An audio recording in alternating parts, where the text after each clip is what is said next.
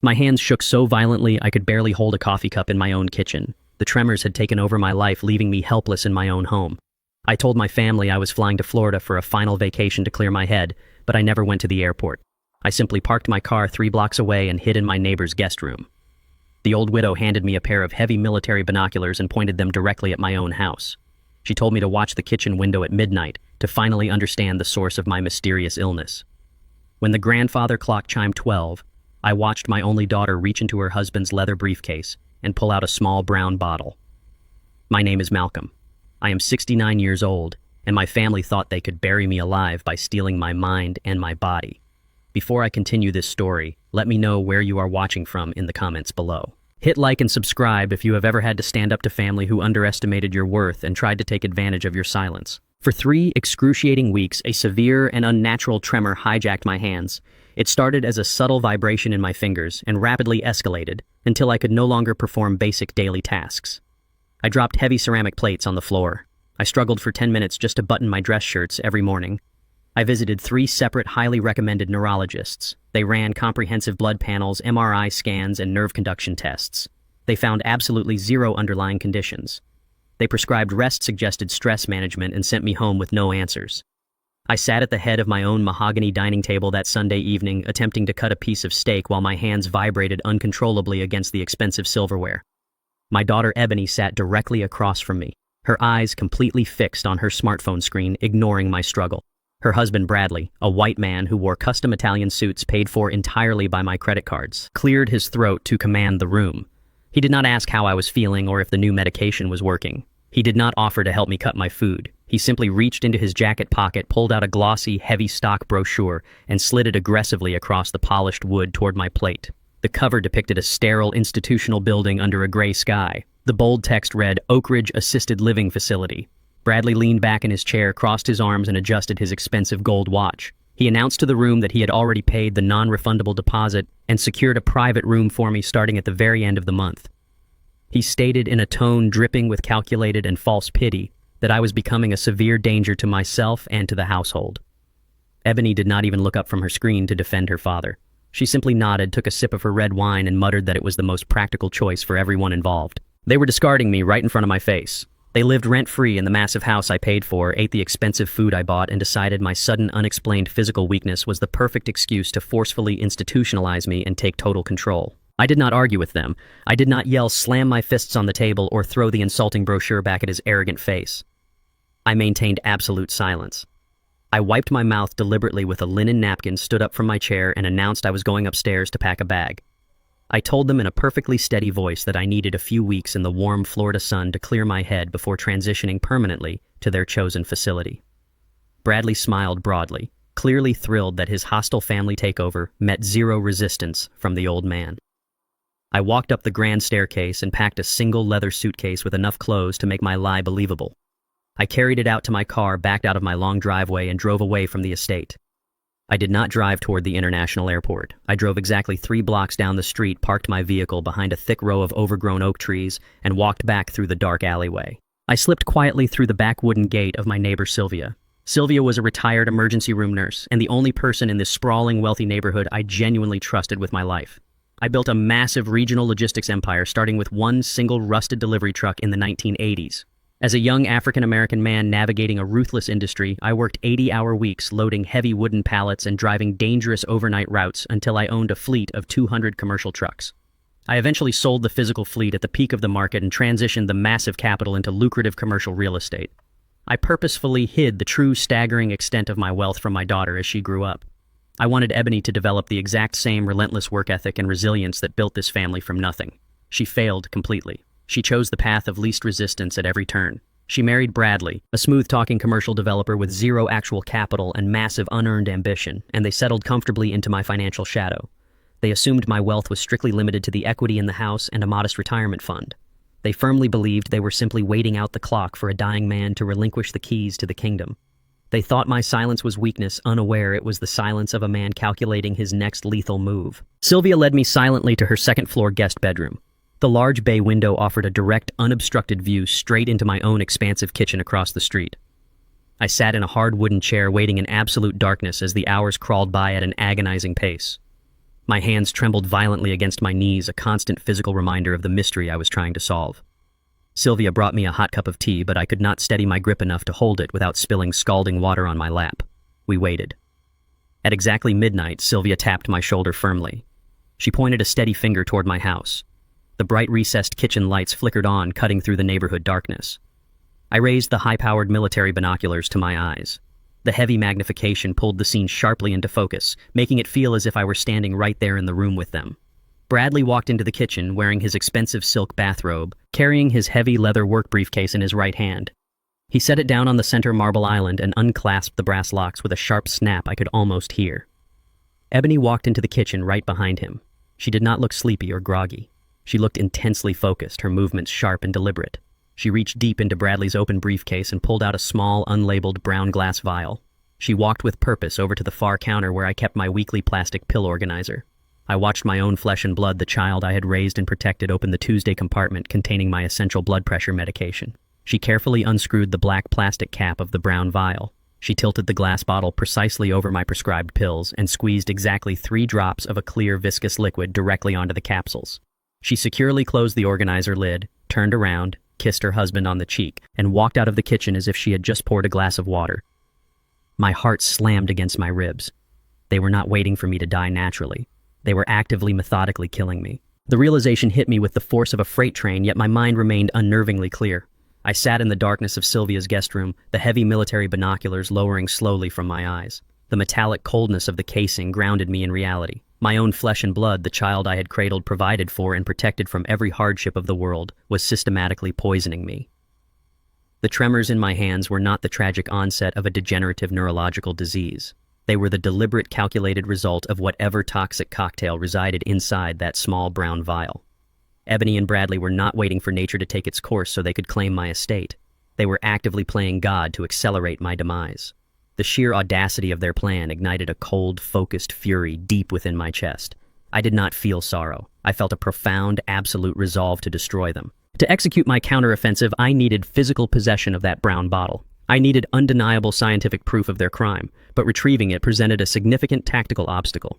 Bradley worked entirely from home. He practically lived in the sprawling downstairs office I had built for my own use years ago. He spent his days barking orders into his phone, pretending to manage a vast real estate portfolio that I knew for a fact produced 0 actual revenue. He rarely left the property, pacing the hardwood floors like a warden guarding his prize. I could not simply walk through the front door and demand to search his briefcase. They believed I was currently sitting in a hotel room in Florida, miles away, and blissfully ignorant. Breaking that illusion prematurely would alert them to my awareness, allowing them to destroy the evidence, and potentially accelerate their timeline for my forced institutionalization. I had to operate like a ghost in the very house I owned. I knew their schedule intimately. Bradley's facade of a successful developer required constant maintenance, which included weekly property viewings to keep up appearances with his hollow network of investors. Thursday morning was his standing appointment to tour commercial spaces he could never afford. I waited with Sylvia in her kitchen, nursing a cup of black coffee. At precisely 9 o'clock, the heavy hum of Bradley's leased luxury SUV vibrated through the quiet neighborhood. We watched through the curtains as the vehicle backed out of my long driveway and disappeared down the oak-lined street. Ebony was in the passenger seat, completely absorbed in her phone, oblivious to the fact that her father was watching her every move. They were gone. The window of opportunity was narrow, perhaps 45 minutes at most. I crossed the street, moving with a steady, purposeful stride. The morning dew made the grass slick, but my focus remained absolute. I knew every square inch of my property. I knew the exact blind spots of the high-end security system I had paid a premium to install 5 years ago. I bypassed the front entrance, entirely opting for the secluded back patio. The heavy glass doors were secured with a magnetic lock, a mechanism I knew how to defeat from my early days securing massive logistics warehouses against midnight break-ins. A simple disruption of the magnetic field using a thin piece of coated metal I had borrowed from Sylvia's garage popped the door open with a soft click. I stepped into my own kitchen. The silence of the house felt heavy, almost suffocating. It felt like enemy territory. I moved swiftly toward the kitchen island. Bradley's leather briefcase sat exactly where he had left it the night before, a monument to his arrogance. He assumed the house was impenetrable. He assumed the old man was safely out of the picture. I inspected the brass combination locks. Bradley was a predictable, unimaginative man. He used Ebony's birth year for every password and security code in his life. I spun the small metal dials to the correct sequence. The lock snapped open with a sharp, echoing sound that made my heart hammer against my ribs. I opened the leather flap and dug past the stack of meaningless financial projections and glossy brochures. My fingers brushed against cold glass. I pulled out the small, unlabeled brown vial. It felt incredibly heavy in my palm, a tangible vessel of my daughter's lethal betrayal. I had prepared for this exact moment. Yesterday, Sylvia had utilized her old pharmacy contacts to procure an identical amber glass vial. I pulled the replica from my jacket pocket. I had spent hours the previous evening filling it with highly diluted iced tea, carefully adjusting the water ratio until the color and viscosity perfectly matched the deadly liquid Ebony had dripped into my pill organizer. I placed the replica vial deep into the side pocket of Bradley's briefcase, ensuring it sat exactly where I had found the original.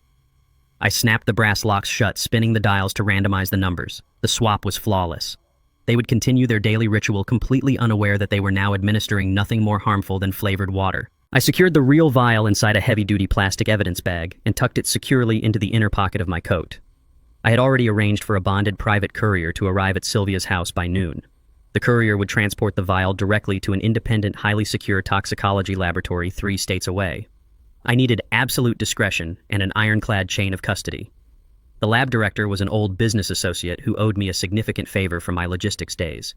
He guaranteed a comprehensive chemical breakdown within 48 hours. Once I had the official toxicology report in my hands, the invisible snare I was building around Bradley and Ebony would snap shut. I turned away from the kitchen island, ready to retreat back across the street to Sylvia's house. My mission was a success.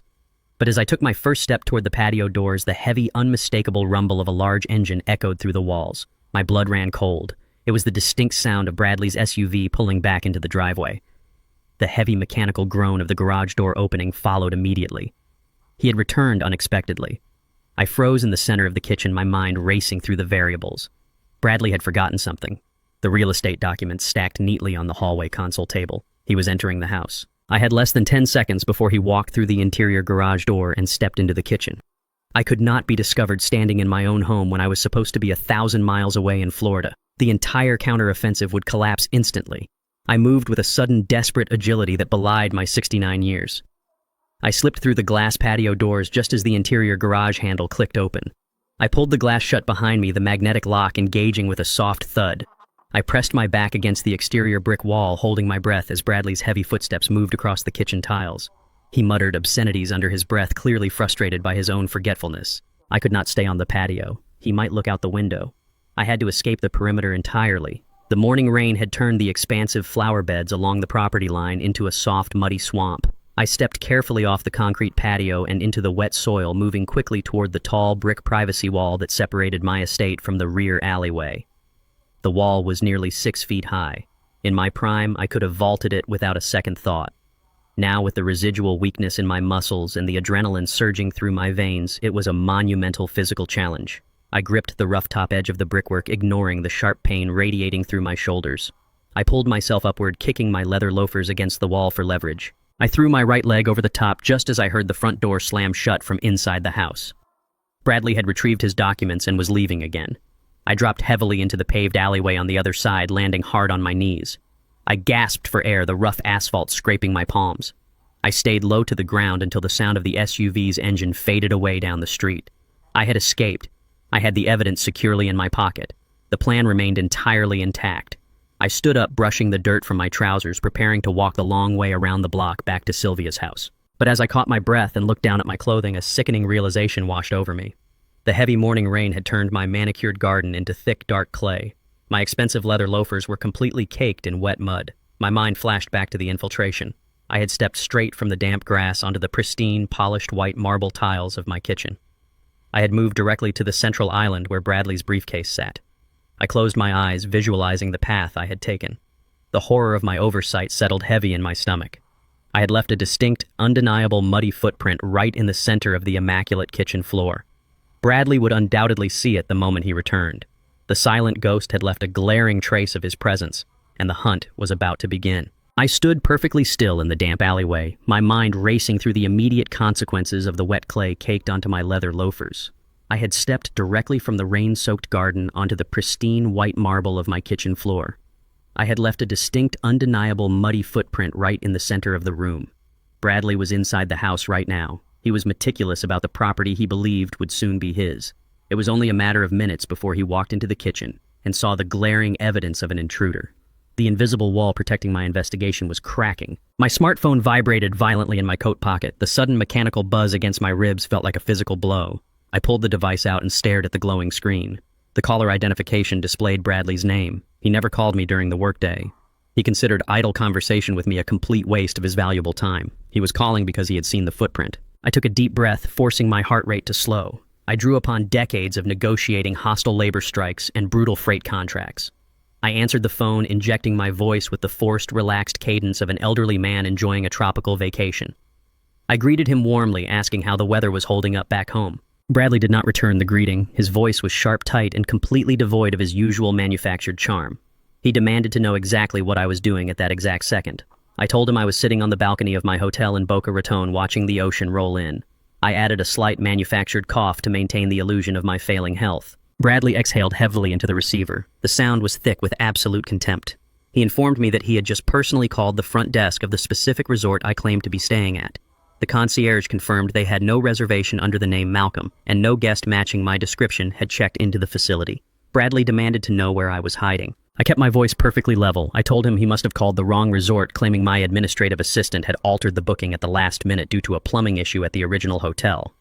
I tried to pivot the conversation, asking him why he was checking up on my itinerary in the middle of his workday. Bradley let out a short, cruel laugh. The sound sent a deep chill down my spine. He told me to stop playing games with him. He stated that my mental decline was clearly accelerating faster than they anticipated. Then he delivered the fatal blow.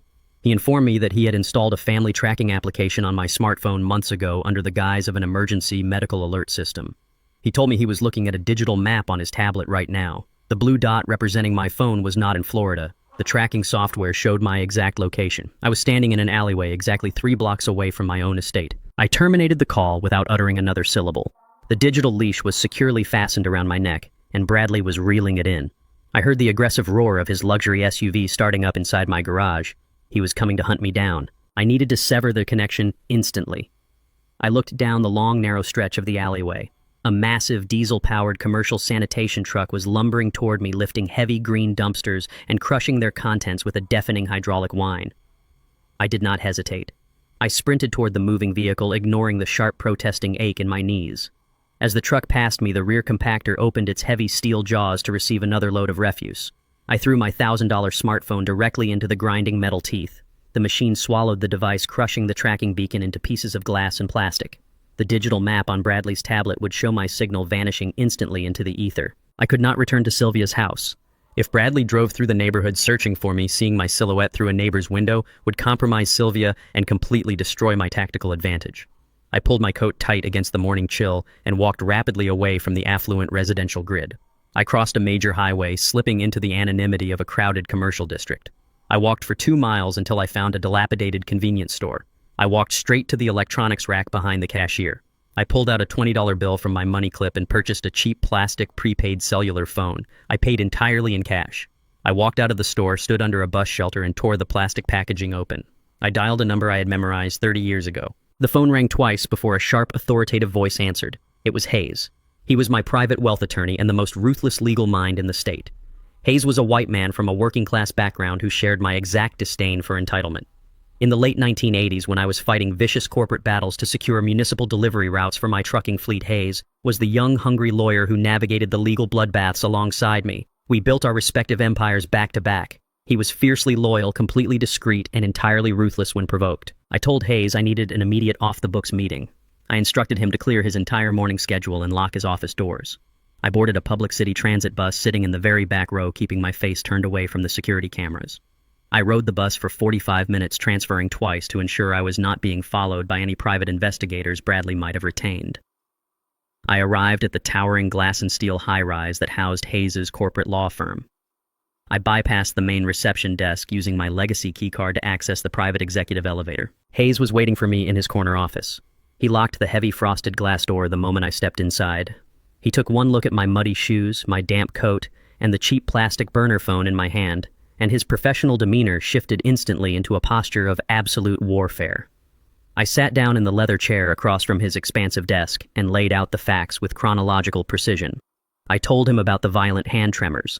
I told him about the sudden announcement of my forced relocation to the assisted living facility. I told him about the fake flight to Florida, the stakeout from Sylvia's window, and the chilling sight of my own daughter dripping a lethal nerve agent into my blood pressure medication. I concluded with the story of the stolen vial, the muddy footprint, and Bradley's digital tracking application. Hayes did not express sympathy. He did not offer empty platitudes. He immediately turned toward his multi-monitor workstation and began typing with furious speed. He bypassed the standard decoy accounts I kept visible for Ebony and Bradley to monitor. He bypassed the surface-level checking accounts and the modest retirement funds. He dug directly into the heavily encrypted underlying asset structures that held the true staggering weight of my financial empire. He initiated a total forensic sweep of my financial perimeter, searching for any unauthorized movement, any breach in the fortress I had built. The heavy silence in the office was broken only by the rapid clacking of his keyboard. 10 minutes passed. Then Hayes stopped typing. He let out a slow, sharp breath. The color drained slightly from his face as he turned his primary monitor around so I could see the screen. Bradley had not just been waiting for the poison to finish its work. He had actively leveraged my impending death to secure his own financial survival. Hayes pointed to a heavily obscured digital document buried deep within a regional banking portal. It was a pending commercial bridge loan. The principal amount was $8 million. The signature on the bottom of the electronic application was a flawless, meticulous forgery of my own handwriting. Bradley had utilized a corrupt shadow notary to authorize the transaction without my physical presence. He had pledged the entire sprawling acreage of my residential estate as the primary collateral for this massive injection of cash. He was risking everything I owned to save himself. But Hayes pointed to the final, devastating stipulation holding the funds in escrow. The bank's risk assessment department had flagged my advanced age and recent medical history. They required a formalized, signed medical competency declaration to finalize the release of the $8 million. The funds would not clear the wire transfer until a licensed physician formally verified my mental state. The deadline for the submission of that medical document was exactly 72 hours away.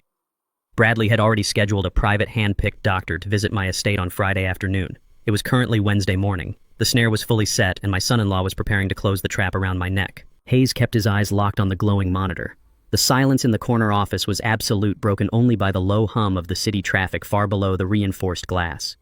He turned the screen slightly toward me, pointing a steady finger at the digital escrow account.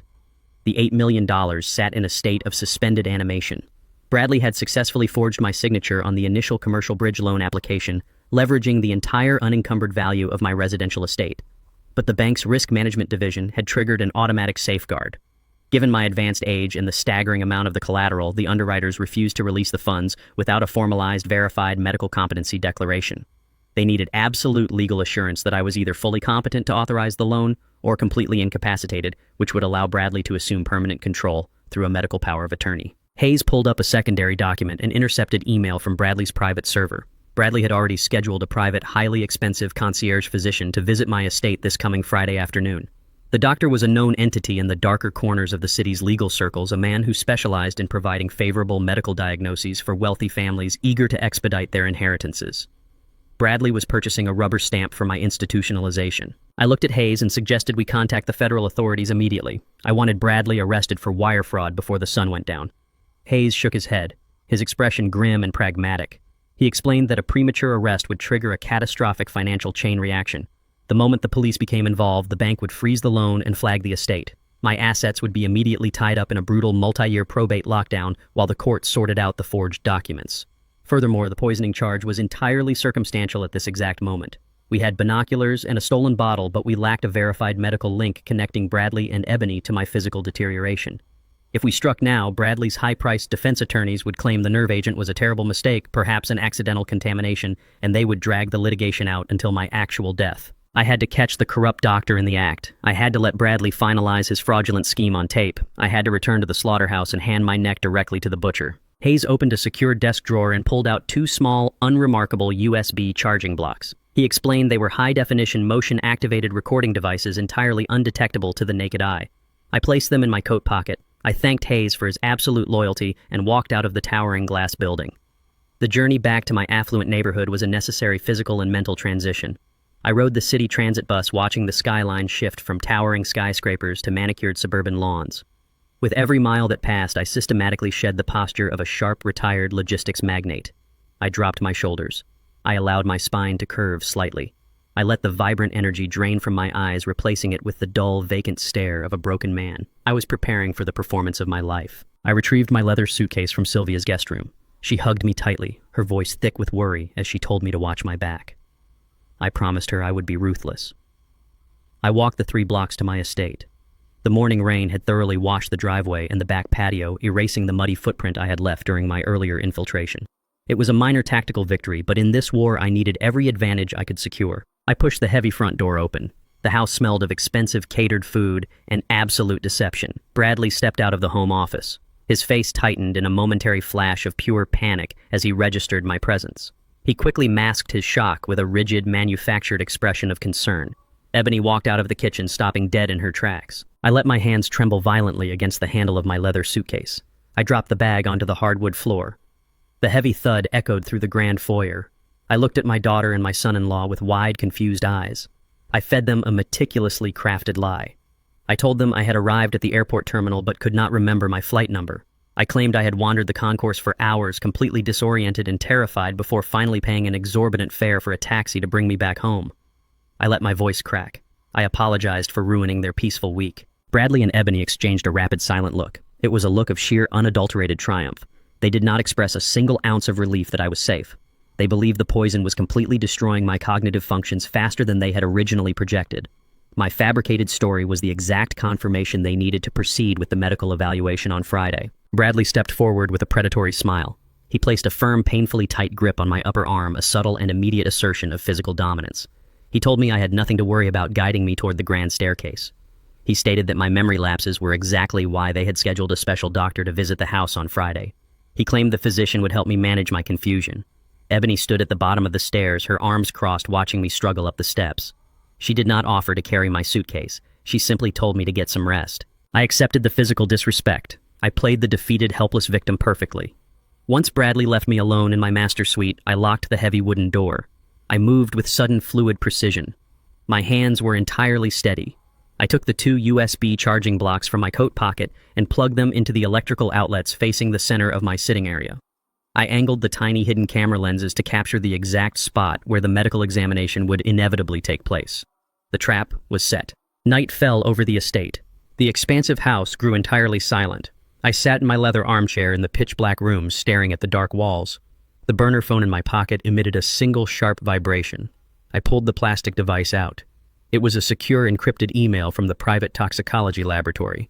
The director had expedited the testing process just as he promised. I opened the attached digital document. The screen cast a harsh blue light across my face.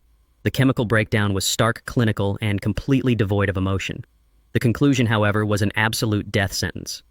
The brown vial did not contain a simple muscle relaxant or a heavy sedative to induce temporary tremors.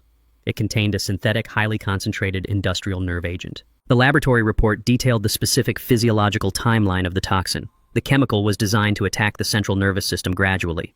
The initial symptoms included violent muscular tremors and simulated cognitive degradation. If ingested over a prolonged period, the agent would aggressively paralyze the respiratory system, resulting in a sudden, catastrophic, and completely fatal lung failure. It was a chemical weapon disguised as medicine. I stared at the glowing screen in the darkness of my bedroom. The air in my lungs suddenly felt incredibly cold. My own daughter had not merely been drugging me to facilitate a fraudulent real estate transaction. She had been methodically feeding me a military-grade neurotoxin for an entire month. She intended to watch me suffocate to death in my own bed. The reality of her absolute, unforgivable malice settled deep into my bones, hardening my resolve into something resembling solid iron. Friday was no longer just a tactical maneuver to stop a financial crime. It was the day I would catch 2 murderers in the act. I stepped out of the taxi at the end of my long driveway and paid the driver entirely in cash. The Florida sun was supposed to be warming my skin right now, but instead the crisp morning air of my own neighborhood bit through my light coat. I stood at the edge of the manicured lawn and prepared for the most humiliating performance of my entire life. I had to convince 2 ruthless predators that their poison was successfully destroying my mind and my body. I closed my eyes and focused on the physical sensations I had endured over the past month. I rounded my shoulders, collapsing my normally perfect posture. I let a manufactured weakness seep into my knees, forcing my legs to tremble slightly with every step. I walked up the stone pathway, pulled my house keys from my pocket, and intentionally fumbled with the lock for a full minute before pushing the heavy mahogany door open. Bradley and Ebony were sitting in the formal living room. Bradley was sipping espresso while scrolling through his tablet, likely checking the status of the fraudulent bridge loan he was desperately trying to secure with my forged signature. Ebony was casually flipping through a high-end fashion magazine. They both froze when I stumbled into the foyer, dragging my leather suitcase. I let my jaw hang slightly slack. I widened my eyes to project pure, unadulterated confusion. I told them in a weak, wavering voice that I had never made it onto the airplane. I claimed that I had gotten entirely turned around inside the airport terminal, wandering the crowded concourse for hours in an absolute panic before finally giving up and taking a taxi back home. I apologized profusely for ruining their peaceful morning. Ebony did not rush forward to comfort her father. She simply let out a long theatrical sigh and slowly closed her magazine. She looked at me with an expression of profound irritation, as if my failing health were nothing more than a minor inconvenience to her daily schedule. Bradley, however, could not mask his reaction. His eyes widened and a sharp, hungry gleam illuminated his face. He stepped forward and placed a heavy, patronizing hand on my shoulder. He squeezed my collarbone tightly, his voice dripping with false sympathy. He told me it was completely fine and that my sudden memory lapse was exactly why they had made arrangements for my future. He guided me toward the kitchen, instructing Ebony to pour me a glass of water. I shuffled toward the central marble island. Bradley stood leaning against the counter wearing his prized custom-made Italian leather loafers. He crossed his arms, looking down at me with absolute superiority. I reached out with my right hand to take the crystal glass of water Ebony set on the marble surface. This was the moment to solidify their absolute confidence in my demise. I channeled every ounce of willpower into my arm, forcing my wrist and fingers to spasm violently. I perfectly mimicked the severe neurological tremors the military-grade nerve agent was designed to induce. My hand jerked forward. The heavy crystal glass slipped from my fingers and shattered spectacularly against the hard floor. The ice water cascaded directly over Bradley's expensive leather shoes, soaking his socks and pooling around his feet. Bradley stepped back, shouting a sharp, vicious curse. He looked at his ruined shoes and then glared at me with raw, unfiltered disgust. I instantly dropped to my knees on the wet tiles. I ignored the sharp pain shooting through my joints. I grabbed a cloth dish towel and began frantically dabbing at his wet shoes, apologizing repeatedly in a high, pathetic voice. I begged him not to be angry with me, playing the role of a terrified, broken old man who could no longer control his own body. It was the ultimate agonizing degradation. I kept my head bowed, but I angled my eyes upward just enough to catch Bradley's reaction. He looked away from me and locked eyes directly with my daughter. He did not look angry anymore. He smiled. It was a cold, triumphant, and utterly evil smirk. Ebony nodded back at him, her face completely void of empathy. They genuinely believed I was entirely destroyed. Friday afternoon arrived with a suffocating tension hanging over the estate. At exactly 2 o'clock, the front doorbell chimed. Bradley practically sprinted to the foyer to open it. He ushered in Dr. Eris Thorne. Thorne was a private concierge physician known among the city's corrupt elite for providing favorable medical documentation to wealthy families eager to expedite their inheritances. He wore a bespoke charcoal suit beneath a pristine white laboratory coat, carrying an expensive leather portfolio. His eyes were completely dead, devoid of any genuine medical ethics or basic human compassion. Bradley guided Thorne into the living room where I was sitting rigidly in my armchair, staring blankly at the far wall. The medical examination was a grotesque and insulting farce. Thorne did not take my blood pressure. He did not check my pupil dilation or listen to my heart. He simply sat on the sofa across from me, clicked an expensive gold fountain pen, and began asking me incredibly basic cognitive questions in a slow, patronizing tone. He asked me to identify the current president of the United States. I intentionally slurred my words and named a politician from 30 years ago. He asked me to count backward from 20. I stopped at 15, blinked rapidly, and told him I had forgotten the instructions. I let my hands shake violently against the armrests throughout the entire procedure. Thorne observed my performance for exactly 5 minutes. He did not ask a single follow-up question. He simply nodded, turned his attention to his leather portfolio, and pulled out a thick stack of embossed legal documents. He clicked his gold pen and signed his name with a flourish on the final page, applying his official medical seal to the paperwork. With those signatures, Dr. Thorne legally declared me completely incompetent and entirely unfit to manage my own financial or medical affairs. He handed the completed documents directly to Bradley. Bradley took the papers with trembling hands, staring at the signatures as if he were holding a winning lottery ticket. He abruptly turned to me and ordered me to go upstairs to my bedroom and rest my mind. He spoke to me as if I were a disobedient stray dog. I did not protest. I slowly pushed myself up from the armchair, gripping my walker, and shuffled out of the living room. I climbed the grand staircase with agonizing slowness, waiting until I was completely out of their sightline before dropping the manufactured tremor. I stepped into my master suite, locked the heavy wooden door silently, and stood perfectly still in the center of the room. I had successfully played the lamb, and the butchers were celebrating downstairs. But they did not know I had planted a digital snare right beneath their feet. I waited in the quiet isolation of my bedroom as the hours dragged by. I watched the sun dip below the tree line, casting long, dark shadows across the manicured lawns of the estate. I waited until I heard the distinct sound of the front door opening and closing, followed by the heavy rumble of Bradley's SUV pulling out of the driveway. They were leaving for a celebratory dinner. The moment the house was completely silent, I unlocked my door and moved swiftly down the stairs. I bypassed the kitchen and walked straight into the formal living room. I dropped to my stomach on the expensive Persian rug and reached my arm deep beneath the heavy upholstery of the sofa. My fingers brushed against the small rectangular piece of plastic. I retrieved the high-definition micro-audio recorder I had securely taped to the wooden frame early this morning. I took the device back upstairs, plugged my noise-canceling headphones into the audio jack, and hit the playback button. The digital recording was crystal clear. I fast-forwarded through the sham medical examination and listened intently to the moments immediately after I had been dismissed to my bedroom.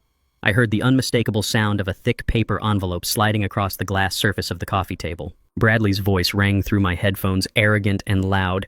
He thanked Dr. Thorne for his prompt and unquestioning service. He explicitly stated that the envelope contained an extra $10,000 in untraceable cash as a personal bonus for rushing the legal paperwork without any unnecessary medical testing.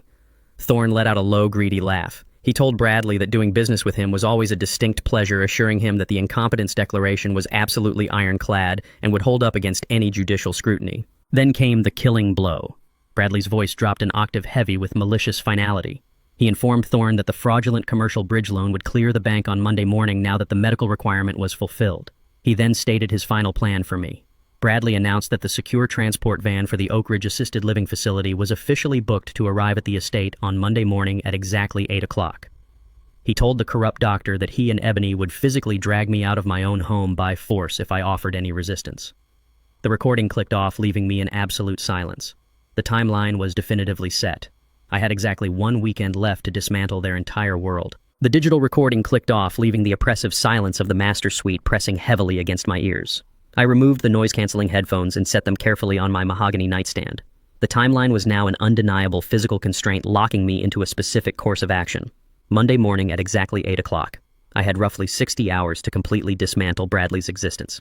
A lesser man would have called the authorities, immediately presenting the stolen vial and the captured audio recording as undeniable evidence. I knew better. Involving the police right now would trigger a massive, slow-moving bureaucratic machine. The bank would instantly freeze my assets during a prolonged investigation. My entire estate would be locked in a brutal legal limbo for years. More importantly, Bradley's high-priced lawyers would immediately claim the audio recording was illegal and inadmissible in a court of law. They would argue the nerve agent was a terrible mistake made by a confused daughter misreading a label. I needed to bypass the justice system entirely. I needed to destroy him in the exact arena he cared about most. I needed to annihilate him financially and professionally. To execute that strike, I needed to understand the root cause of his absolute desperation. Men like Bradley were inherently lazy cowards who preferred the path of least resistance. They stole through inflated invoices and deceptive contracts.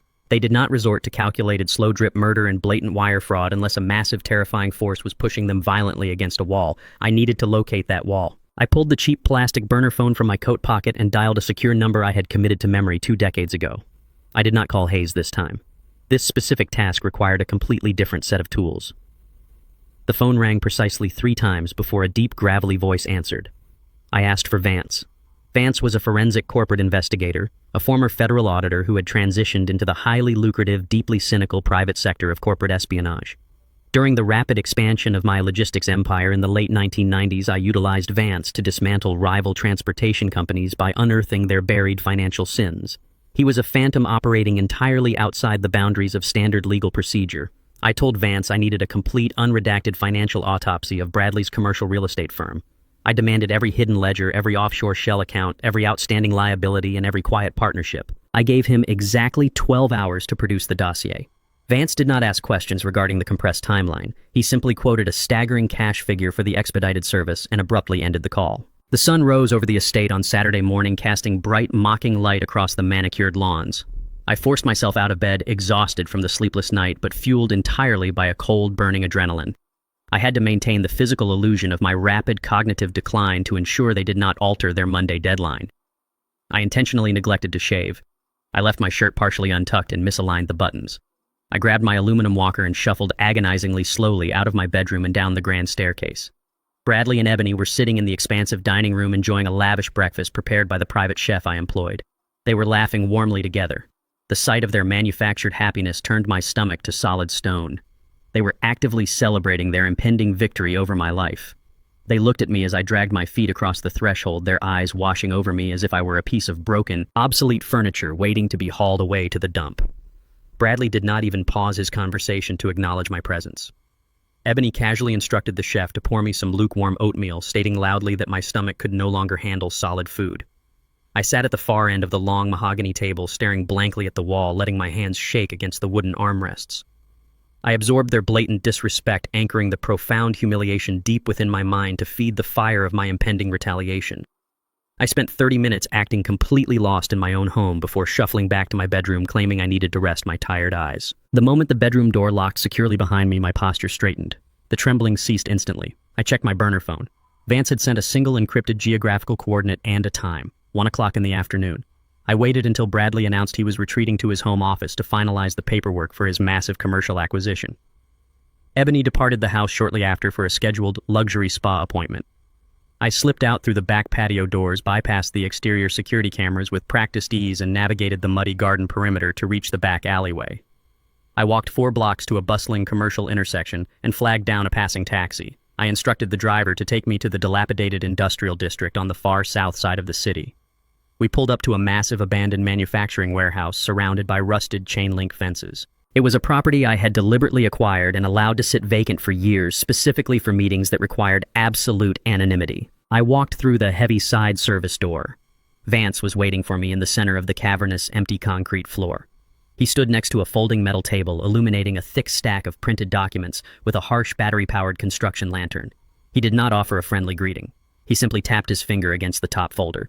He told me the investigation was not difficult because Bradley was not a sophisticated criminal. He was simply a desperate drowning man thrashing wildly to stay above water. Vance laid out the absolute reality of my son-in-law's existence. Bradley's supposedly prestigious commercial development firm was a complete and utter mirage. He possessed 0 actual capital. He owned no legitimate physical assets. He had survived for the past 5 years entirely by shuffling money between empty shell corporations to project the grand illusion of massive success. The charade had completely collapsed 6 months ago. Bradley had over-leveraged himself on a disastrous suburban retail project that failed to secure the necessary municipal zoning permits. Facing total bankruptcy and the complete destruction of his fabricated social standing, Bradley had sought funding outside the traditional banking system. Vance slid a stark black and white ledger across the metal table. Bradley had borrowed $3 million from a ruthless, violent private equity syndicate operating out of Chicago. They were not traditional bankers. They were sophisticated corporate loan sharks who specialized in hostile takeovers and aggressive physical debt collection. The syndicate had officially called the loan due in full. They were demanding immediate repayment with an astronomical interest rate attached. Bradley was completely trapped. If he failed to deliver the capital by Tuesday, the syndicate would strip his firm, seize every asset tied to his name, and likely inflict severe physical violence to ensure compliance. I stared at the ledger, the pieces of the complex puzzle rapidly clicking into perfect alignment. Bradley was not poisoning me to inherit my wealth slowly over the next decade. He needed a massive immediate injection of liquid capital to save his own life right now. Vance continued his briefing, detailing Bradley's single desperate path to survival. The city council had recently announced a massive, incredibly lucrative municipal contract to revitalize the downtown riverfront district. The contract guaranteed millions in city funding and unparalleled prestige for whichever development firm secured the bid. Bradley had staked his entire survival on winning this contract. However, the city required the winning firm to already possess the primary commercial plot of land at the exact center of the proposed development zone. Bradley needed to purchase that specific, highly contested plot of land immediately to qualify for the municipal bid. He needed the forged $8 million bridge loan from my estate to pay the non-refundable deposit and secure the territory. He was murdering me to steal my house, to mortgage my estate, to buy the land, to win the contract, to pay off the violent syndicate threatening his life. I absorbed the staggering magnitude of his absolute desperation. It was a fragile house of cards built entirely on blood and forgery. I asked Vance, who currently owned the specific commercial plot of land Bradley so desperately needed to purchase by Monday morning. Vance reached deep into his dark leather satchel. He pulled out a heavy notarized property deed enclosed in a blue legal folder. He placed it directly into my hands. Vance stated that the land was not owned by the city or any rival development firm. The deed clearly indicated that the coveted territory was held completely free and clear by a faceless, impenetrable private corporation. I looked down at the official legal seal stamped onto the thick parchment. The registered owner of the land Bradley required to save his life was an entity named Apex Holdings. Vance packed his heavy leather satchel and walked out of the abandoned warehouse, leaving me completely alone with the blue legal folder resting on the folding metal table. I stared down at the embossed gold seal of Apex Holdings. The sheer staggering irony of the universe resonated in the silent, cavernous concrete room. Bradley was systematically poisoning my food, stealing my home, and orchestrating my forced institutionalization, all to secure a fraudulent bridge loan against my estate. He needed that stolen money for one singular desperate purpose. He needed to buy a specific patch of commercial dirt to save his own life from a violent Chicago crime syndicate. He had absolutely no idea that the faceless corporate entity standing between him and his salvation was the very same man he was actively murdering. 10 years ago, I recognized the shifting economic tides of the global supply chain. I systematically liquidated the physical assets of my logistics empire. I sold the 200 commercial transport trucks, the massive distribution centers, and the regional freight contracts at the absolute peak of their market value. I did not purchase yachts or sprawling vacation homes. I took the immense mountain of liquid capital and quietly transferred it into an ironclad blind trust. I created Apex Holdings to manage my wealth from the shadows. I wanted to remain invisible to protect my family from the corrupting influence of unearned luxury. I wanted my daughter Ebony to forge her own path without the safety net of my bank accounts. She chose instead to fail completely and marry a parasite. Now, a decade later, that perfectly concealed financial fortress was the exact anvil upon which I would shatter my son-in-law. I pulled the cheap plastic burner phone from my coat pocket and dialed my attorney. Hayes answered on the first ring. I instructed him to pull the municipal property records for the downtown riverfront development zone. I told him to look specifically at the central commercial plot owned by Apex Holdings. I listened to the steady clicking of his keyboard over the cellular connection. A low, sharp breath escaped his lips as he made the connection. I did not need to explain the poetry of the situation to a man as ruthless as Hayes. I gave him his marching orders. Bradley was going to contact the legal representatives of Apex Holdings before the end of the business day. He was going to aggressively demand an expedited closing on that commercial land. He needed the contract signed and the territory secured to appease his violent creditors by Tuesday. I told Hayes to entertain the offer completely. I ordered him to act as the primary broker for Apex Holdings and to welcome Bradley's desperation with open arms. But I explicitly commanded him to stall the negotiations. I wanted Hayes to stretch the legal red tape to the absolute breaking point. I wanted him to demand endless corporate disclosures, unnecessary environmental impact studies, and absurdly detailed proof of funds. I needed Bradley to feel the walls closing in. I needed him to panic. I left the industrial district and returned to my estate just as the afternoon sun began to dip behind the manicured oak trees. I unlocked the front door and instantly resumed my physical performance. I rounded my shoulders, dropped my gaze to the floor, and allowed my hands to shake violently against the aluminum frame of my walker. I shuffled slowly down the grand hallway toward the kitchen. The heavy oak doors to my downstairs home office were wide open. Bradley was pacing the length of the room like a caged animal. He had his smartphone pressed tightly against his ear, screaming at his own incompetent legal team. His expensive Italian suit jacket was discarded on a leather chair. His silk tie was pulled loose. Sweat glistened on his forehead. I stopped in the hallway, letting the rubber feet of my walker squeak sharply against the hardwood floor. I played the role of a confused, dying old man perfectly. I stared blankly into the office. Bradley did not offer me a shred of human decency. He simply turned his back to me and slammed the heavy oak doors shut right in my face. He was entirely consumed by the illusion of his impending victory, blind to the ghost haunting his own hallways. Behind those closed doors, Bradley was fighting a losing battle against a phantom. Hayes executed my instructions with surgical precision. Over the next 3 hours, I sat silently in my dark bedroom, listening to the intercepted audio feed from the hidden device I had placed under the living room sofa. Bradley eventually emerged from his office and began pacing the downstairs living area, pouring himself multiple glasses of neat bourbon. He was shouting into his phone, his voice cracking with raw, unfiltered desperation. He was speaking directly to Hayes, completely unaware of the attorney's true allegiance. Bradley begged for a Monday afternoon closing on the commercial land. He offered to pay a 20% premium over the asking price just to secure the deed immediately. He promised that a massive $8 million cash injection was clearing his accounts first thing on Monday morning, courtesy of my forged bridge loan. He pleaded with the Apex representative to accept a preliminary letter of intent to satisfy his municipal deadlines. He was laying all his cards on the table, exposing the fragile, hollow core of his entire operation. Hayes remained an immovable brick wall of corporate protocol. I listened through the headphones as my attorney systematically dismantled Bradley's false confidence. Hayes firmly rejected the letter of intent. He stated in a cold, professional monotone that Apex Holdings did not conduct business based on future promises or pending loans. He demanded immediate, verifiable proof of liquid funds from Bradley's primary development firm. He requested a comprehensive audit of Bradley's corporate liabilities to ensure the buyer was completely solvent. He demanded a certified schedule of real estate owned to verify Bradley had the backing to sustain such a massive commercial acquisition. It was a perfectly executed trap. Bradley could not provide a legitimate audit because his firm was entirely bankrupt. He possessed no real estate to list on the schedule. He could not provide proof of funds until the forged bridge loan cleared on Monday, which was entirely dependent on the sham medical competency declaration filed by his corrupt doctor. Bradley hurled his crystal glass across the living room. The heavy tumbler shattered violently against the stone fireplace. He cursed loudly, pacing the room with frantic, erratic steps. He was trapped in a lethal financial paradox of his own making. He needed my stolen money to buy the land, but he could not secure the land without proving he already had the money. The Chicago crime syndicate was not going to wait for his bureaucratic delays. They wanted their $3 million, or they were coming to collect it in blood. Bradley dialed his own lawyers again, screaming at them to find a loophole to leverage his residential estate to do whatever it took to force Apex Holdings to the closing table by the end of the weekend. I sat in the shadows of my master suite, listening to the beautiful sound of a parasite turning on himself. He was drowning in his own deceit. The poison he had approved for my veins was nothing compared to the toxic panic currently flooding his mind. I removed my headphones and set them neatly on the nightstand. I looked at the digital clock glowing on the wall. It was Friday evening. The countdown to the Monday morning eviction had officially begun. I had my son-in-law exactly where I wanted him. The corporate veil of Apex Holdings was holding strong, and Bradley was about to blindly sign his own death warrant. Saturday evening transformed my sprawling estate into a grotesque theater of the absurd.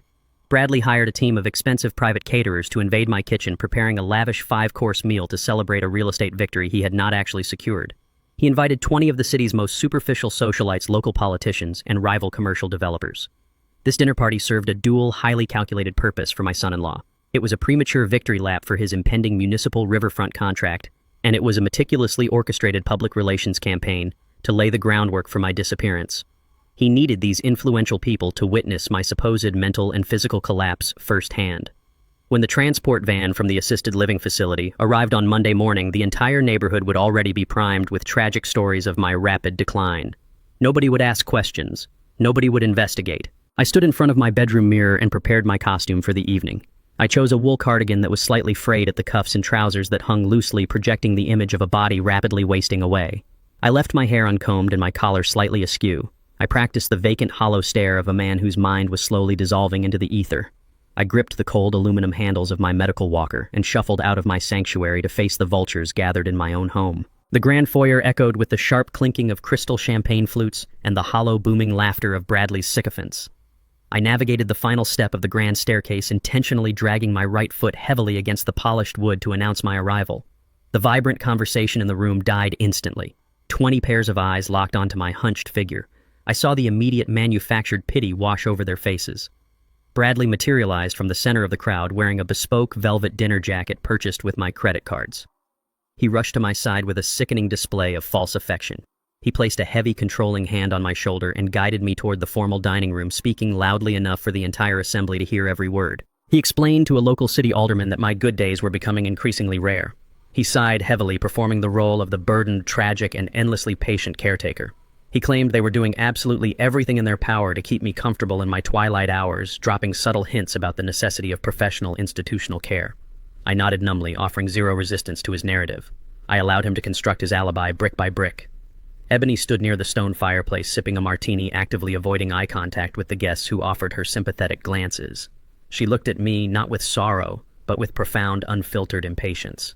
I was an unsightly blemish on her perfect, expensive evening. We took our seats at the massive mahogany dining table. Bradley positioned me deliberately at his right hand, placing me on direct display for the entire room to scrutinize. He dominated the conversation completely throughout the first 3 courses. He boasted loudly about the downtown riverfront project, claiming his development firm was days away from finalizing the most lucrative municipal contract in the history of the county. He spoke of the Apex Holdings land acquisition as a completely finished deal, framing it as a mere administrative formality, waiting for Monday morning banking hours. He had absolutely no idea he was bragging about buying land from the very man sitting silently next to him. The guests raised their glasses, toasting his fabricated genius and his limitless ambition. I focused entirely on my plate, playing my part to absolute perfection. I allowed my jaw to hang slightly slack. I let a thin stream of soup drip onto my chin and made absolutely no effort to wipe it away. The woman sitting to my right, the young wife of a prominent local judge, shifted uncomfortably in her upholstered chair and quickly averted her gaze. Then the main course arrived. The uniformed server placed a heavy porcelain plate of roasted lamb and vegetables directly in front of me. I reached out with my right hand for my heavy silver fork. I gripped the ornate handle lightly, channeling the engineered toxic weakness into my fingers. I lifted the utensil halfway to my mouth, ensuring the entire table could see my violently shaking wrist. Then I intentionally released my grip entirely. The heavy silver fork struck the porcelain plate with a sharp, violent crack that echoed like a gunshot through the silent dining room. It bounced off the polished mahogany table and clattered loudly against the hardwood floor. The entire table froze. The lively conversation evaporated into a thick, suffocating silence. I shrank back into my leather chair, pulling my arms against my chest, letting my hands shake visibly in my lap. I looked down at the floor, projecting absolute terror and shame. Bradley slammed his open palm onto the table. The sudden violent impact rattled the crystal glassware and caused the guests to flinch. He turned to me, his face twisted with raw, unfiltered fury. He did not care about maintaining his polite facade anymore. The stress of his collapsing financial world bled through his carefully manicured exterior. He leaned in dangerously close to my face and berated me with a vicious, hissing tone. He demanded to know why I could not manage a simple utensil without destroying his dinner party. He asked me loudly, ensuring the judge and the alderman heard every single syllable if he needed to hire a pediatric nurse to feed me like an infant. The silence in the room became absolute and heavy. The guests stared down at their laps, entirely complicit in my humiliation, unwilling to intervene against their wealthy host. I looked across the long table directly at my daughter. Ebony's face was a rigid mask of cold, absolute disgust. She did not offer a single word to defend her father. She rolled her eyes, picked up a fresh linen napkin, and tossed it contemptuously onto my ruined plate as if throwing scraps to a stray dog. I did not utter a single word of defense. I did not break character. I absorbed the venom completely. I let their public cruelty wash over me, knowing that every insult they hurled was simply digging their graves deeper into the earth. My silence was not submission. It was a heavy, calculated armor. I was lulling them into a state of absolute, unbreakable false security. They needed to believe I was entirely helpless, so they would blindly sign the fraudulent documents that would seal their fate. The servers rushed forward to clear the plates and quietly sweep away the mess. Dessert was served, and the tension in the room slowly dissipated, replaced once again by the low hum of wealthy, insulated conversation.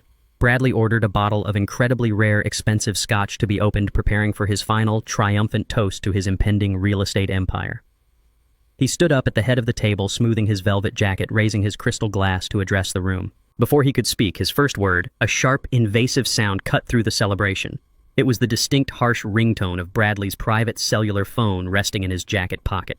He reached inside, intending to silence the device and continue his grand speech. He pulled the phone out and glanced at the glowing screen. The blood instantly drained from his face. The vibrant, arrogant color vanished entirely, leaving him looking like a polished corpse. He lowered his crystal glass slowly, his hand trembling slightly. He muttered a frantic, disjointed apology to the confused guests. He turned abruptly and practically sprinted out of the formal dining room, fleeing down the hallway toward the secluded darkness of the back stone patio. He was moving too fast, entirely blinded by his own rising panic, to notice me rising silently from my chair. I abandoned my aluminum walker completely. I moved with absolute silent precision through the adjacent kitchen, my physical weakness evaporating the moment I was out of the public eye. I pressed my back tightly against the cold brick wall beside the open patio window. I held my breath, listening to the frantic, hushed conversation taking place on the dark terrace. Bradley's voice was shaking with unadulterated terror. He was begging. He paced the stone patio, rapidly pleading with the man on the other end of the line, promising repeatedly that the bridge loan was fully secured and the downtown land acquisition was a certainty. A deep, heavy voice crackled loudly through the phone's external speaker, sharp and abrasive enough to cut through the cool night air. It was the Chicago Private Equity Syndicate. They did not care about his empty promises or his pending municipal contracts. The voice delivered a final, lethal ultimatum. They demanded the fully executed legal title to the downtown commercial land by Tuesday afternoon. The voice stated with terrifying clinical calmness that if Bradley failed to produce the deed, they would not simply seize his bank accounts or bankrupt his firm. They promised they would dismantle his entire life, starting with his physical safety and ending with everyone living inside his house. The call abruptly disconnected with a sharp electronic click. Bradley let out a choked, desperate sob in the darkness of the patio. He dropped his phone onto the stone pavers and gripped his hair with both hands, hyperventilating as his entire fabricated world collapsed around him. Tuesday was the absolute, immovable deadline for his physical survival, and I controlled the only key to his salvation. The crisp Saturday morning air felt completely different from the suffocating, tense atmosphere of the disastrous dinner party the night before. I sat in my wheelchair near the expansive bay window of my master suite, watching the pale sunrise illuminate the heavy frost clinging to the manicured lawns. Downstairs, the estate was practically vibrating with the manic, erratic energy of a trapped animal. Bradley had not slept a single minute. I could hear his heavy, frantic footsteps pounding across the hardwood floors of the lower level, accompanied by the muffled, aggressive shouting of a man entirely consumed by his own survival instinct. He was screaming at his corporate legal counsel over speakerphone. He was demanding absolute miracles over the weekend, ordering his lawyers to badger, threaten, and cajole the representatives of Apex Holdings into accepting his purchase terms before the municipal offices and regional banks opened their doors on Monday morning. I pulled my secure burner phone from its hidden recess inside the lining of my leather armchair and dialed Hayes. My attorney answered immediately with the crisp, alert tone of a man who was thoroughly enjoying his weekend assignment. He informed me that Bradley's frantic legal team had been bombarding his secure inbox and corporate answering service since 6 in the morning.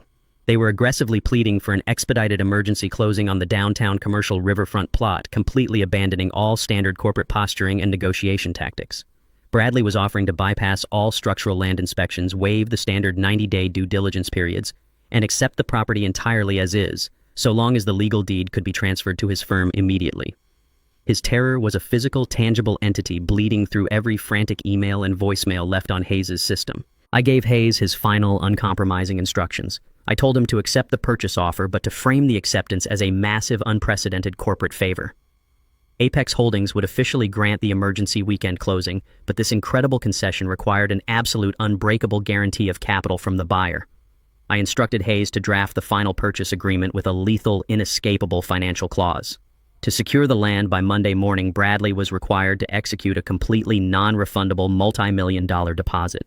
Furthermore, this colossal deposit had to be guaranteed by a merciless cross-collateralization of all his personal assets, his development firm's remaining capital, and the full unencumbered value of my residential estate. If the final payment failed to clear, or if his highly anticipated municipal contract was delayed by a single hour, Apex Holdings would retain the legal right to seize every single asset listed in the contract without any right to judicial appeal. Hayes let out a low, appreciative chuckle over the encrypted cellular line. He noted that the specific clause was financially suicidal. No competent, rational development firm in the world would ever sign a legal document granting a faceless shadow corporation the absolute right to liquidate their entire portfolio over a missed bureaucratic deadline. I agreed with him completely. But Bradley was not a competent developer, and he was no longer negotiating a standard business transaction. He was actively negotiating for his physical life against a violent, unforgiving Chicago crime syndicate. He would look at that lethal, draconian clause and see a temporary, necessary lifeline. I ended the call and slipped the plastic phone back into its hiding place, feeling the cold, metallic weight of my revenge settling perfectly into position. I spent the remainder of Saturday dragging myself through the house, maintaining the physical illusion of my rapid cognitive decline. Bradley and Ebony practically ignored my existence. Ebony spent her afternoon loudly complaining about the immense stress of the impending Monday morning eviction, heavily irritated that she had to personally supervise the packing of my clothing for the assisted living facility. Bradley remained locked inside his home office, a prisoner of his own desperate making. Late Saturday afternoon, the heavy oak doors of his office swung open. Bradley marched into the kitchen, his face pale, gaunt, and covered in a thick sheen of nervous sweat. He poured himself a massive glass of neat scotch, his hands shaking so violently the crystal rattled sharply against the granite countertop. I sat at the kitchen island, slowly chewing a piece of dry toast, watching his psychological collapse unfold in real time. His phone rang. He snatched it from the counter and answered aggressively. It was his lead attorney calling to discuss the newly received Apex Holdings contract. I did not need a hidden microphone to hear the sheer panic emanating from the receiver. His lawyer was shouting, actively begging Bradley to reject the Apex deal entirely. Even from across the expansive kitchen, I could hear the lawyer explicitly explaining the catastrophic danger of the cross-collateralization clause. The legal counsel warned Bradley that he was signing away his entire existence, risking total, irreversible financial annihilation if the municipal bid hit a single administrative roadblock. The lawyer advised him to walk away to find another plot of commercial land to officially declare bankruptcy if necessary, but to never sign a document that handed an unknown entity the absolute legal right to seize his home, his accounts, and his business. Bradley slammed his fist violently onto the granite counter, silencing his attorney. He screamed that there was no other available land within the municipal development zone. He roared that traditional bankruptcy was not a viable option when his primary creditors were entirely unregulated violent criminals. He told his lawyer that if he did not secure this specific commercial plot by Monday, there would be no business left to protect and likely no body left to bury. He ordered his counsel to stop analyzing the immense risks and simply prepare the documents for his immediate signature. He hung up the phone and drained his glass of scotch in one long, desperate gulp. He looked at me sitting silently at the kitchen island. He sneered, muttering a vile curse under his breath, completely oblivious to the staggering reality that the architect of his impending destruction was sitting 3 feet away, quietly watching the trap spring shut. Sunday arrived with a heavy, oppressive silence blanketing the estate. The frantic shouting had ceased, replaced by a grim, fatalistic determination. Bradley had committed entirely to his catastrophic course of action. At exactly 3 o'clock in the afternoon, a sleek black town car pulled into my circular driveway. A sharply dressed woman carrying a heavy leather briefcase stepped out and walked briskly to the front door. She was a high-tier mobile notary public hired at an exorbitant weekend premium to legally witness and certify the execution of corporate documents outside standard banking hours. Bradley ushered her directly into the formal dining room, completely ignoring the fact that I was sitting in the adjacent living room, supposedly staring vacantly at a blank television screen. I angled my body slightly in my armchair, peering through the open architectural archway to witness the culmination of his immense, blinding arrogance. Bradley spread a massive stack of thick legal documents across the polished mahogany table. The Apex Holdings purchase agreement lay perfectly centered, a meticulously crafted instrument of financial execution. Right next to it, Bradley placed the official notarized medical power of attorney signed by the corrupt Dr. Thorne on Friday afternoon. This single piece of fraudulent paper granted Bradley absolute, unquestioned legal authority over my entire estate, my bank accounts, and my residential property. It was the stolen key he intended to use to unlock his immediate salvation. The notary requested his state identification and carefully reviewed the medical documentation. She verified the raised legal seal and Dr. Thorne's signature, completely unaware that she was authenticating a profound and sinister medical fraud. She nodded her professional approval and handed Bradley an expensive black fountain pen. I watched my son-in-law lean over the heavy wooden table. He did not hesitate. He did not pause to consider the monumental felony he was committing or the devastating risk he was taking with his life. He simply saw the Tuesday syndicate deadline looming in his mind like a physical executioner. Bradley signed his own name on the primary buyer line, binding his hollow bankrupt development firm to the lethal contract. Then he moved his pen to the collateral section. He utilized the fraudulent power of attorney to forge my signature, leveraging the entire unencumbered value of my sprawling residential estate to guarantee his non-refundable corporate deposit.